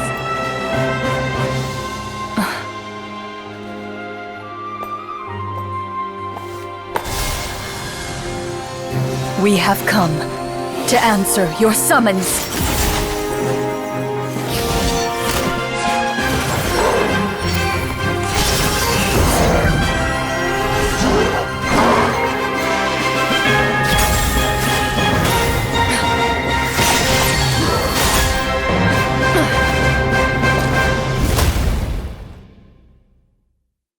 And so, the monsters were eradicated, and the sorcerer was defeated. Peace soon returned to the capital. Those in the court, manipulated by the sorcerer, also recognized the errors of their ways. Some remembered the names of the heroes who saved their kingdom, but others simply continued their lives none the wiser.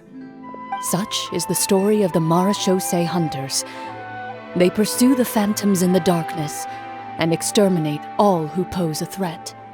They will always protect the city and those within it, even should all memory of their accomplishments be forgotten by the very people they serve. I am assuming we've finally reached the end of the script. Yes, you've reached one of the better endings. It's a pretty solid story overall. I thought it was just an ordinary adventure at first, but the further we got into it, the more impressed I became with the production and the plot. That final battle especially. All the effects were super realistic. Oh, right. Yeah, totally. That's a really good point. I never expected the weapons we picked up from that vault would have that kind of effect. Yeah, mine nearly scared the daylights out of me when it started glowing. I took a good look at it after we got out, but I don't think it ever lit up again. Oh, We should probably give these props back, right? I'll just leave mine here. Did you have a good time? Of course! Let me know if another script like this comes around. Sure, no problem. Then I'll head back for now. I think I need some time to fully digest everything that just happened. Once Mr. Florian is awake, please pass on my regards to him.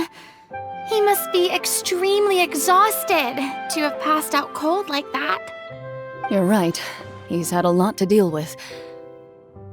Well, see you all some other time. Toodaloo!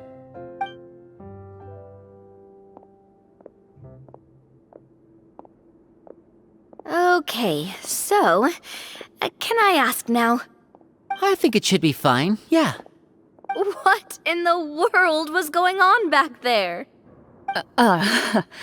So you saw through all of that? That time in the cave when you told us to close our eyes, it'd be weirder if we didn't notice anything.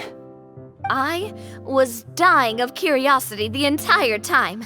I mean, you did a pretty bang-up job of pretending nothing had gone wrong. Farina actually looked like she thought all of it was planned. Guess none of us wanted to be the one to break the illusion. What are you all talking about? Oh, wait. Don't tell me Paimon never... Oh, this is all my fault. It's not too late to cover your ears. Here, Paimon, I'll do it for you. Bit late for that, don't you think? You're saying everything that happened back there wasn't actually part of the script? It's probably more accurate to say this was never a real scripted story to begin with. What? So loud. My head. Hey, you! Get up right now and explain yourself! No shaking, please! Oh, my head.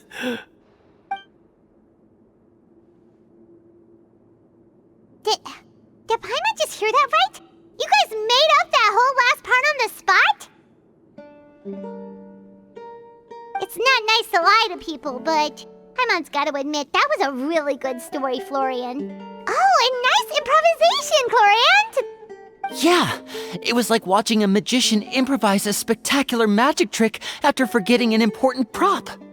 If Paimon knew something was wrong with that vault, she would have floated straight in the opposite direction.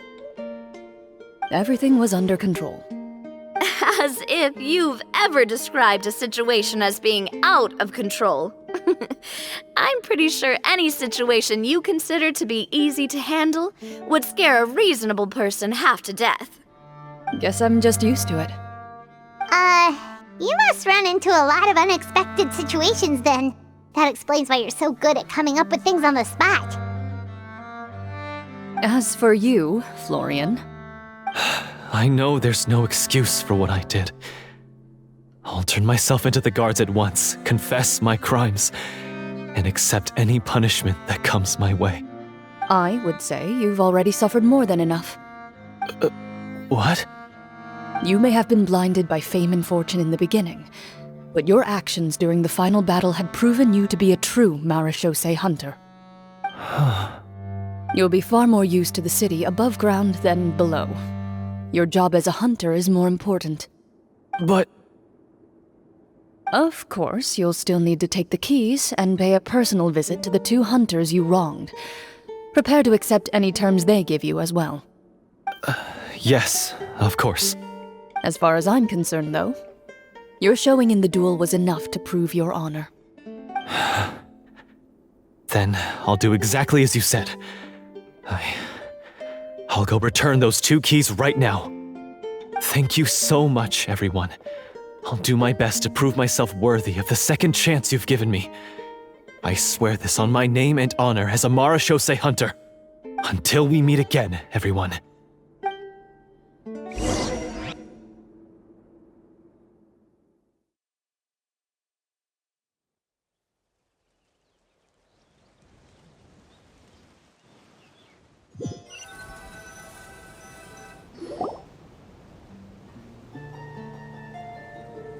Speaking of Marashose hunters, what should we do about the treasure in that cave? Leave it be. Are you sure? We could show it to people, make it so that the hunters are remembered. Don't you want that? No. Every name on that tablet made the same choice. All hunters know what the path entails. I am no exception.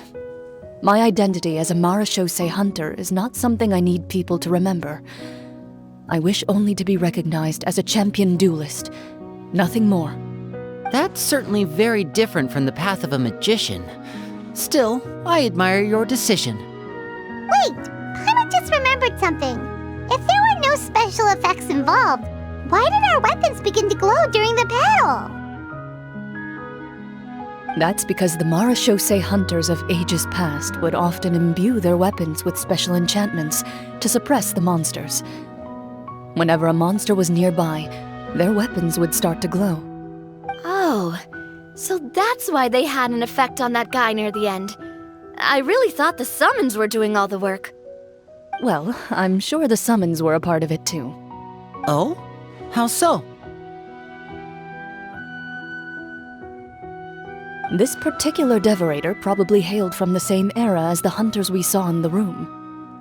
The names you recited all belonged to the bravest hunters. Countless monsters fell to their blades. That's likely why the devorator visibly reacted when you said them out loud. So the names held the power all along! Navia. Everything you said during your summon. Huh? Oh, I meant what I said. I mean, it was true to my character, so yeah, I'm glad you heard it. Just don't make me repeat myself. It's embarrassing. I really appreciated those words. All right. Don't get all sentimental on me. Anyway, let's not talk about that anymore. I'm going to go on ahead. Don't fall too far behind now. She ran off! I should probably head back as well. This story was truly incredible. I might have to spend the whole night telling my siblings all about it. Goodbye.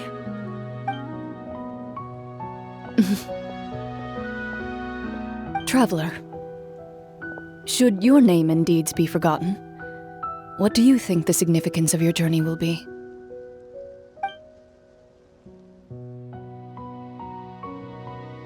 I suppose the significance would be the journey itself and the world we helped create. There's still value in the time I shared with everyone here, in the things we were able to accomplish, even if no one remembers them. A great answer. I'll remember it. Me? The Marashose hunter says nothing in response to that question. Perhaps her answer lies in her silence. An unspoken vow left to echo through the night. The path she walks needs no explanation.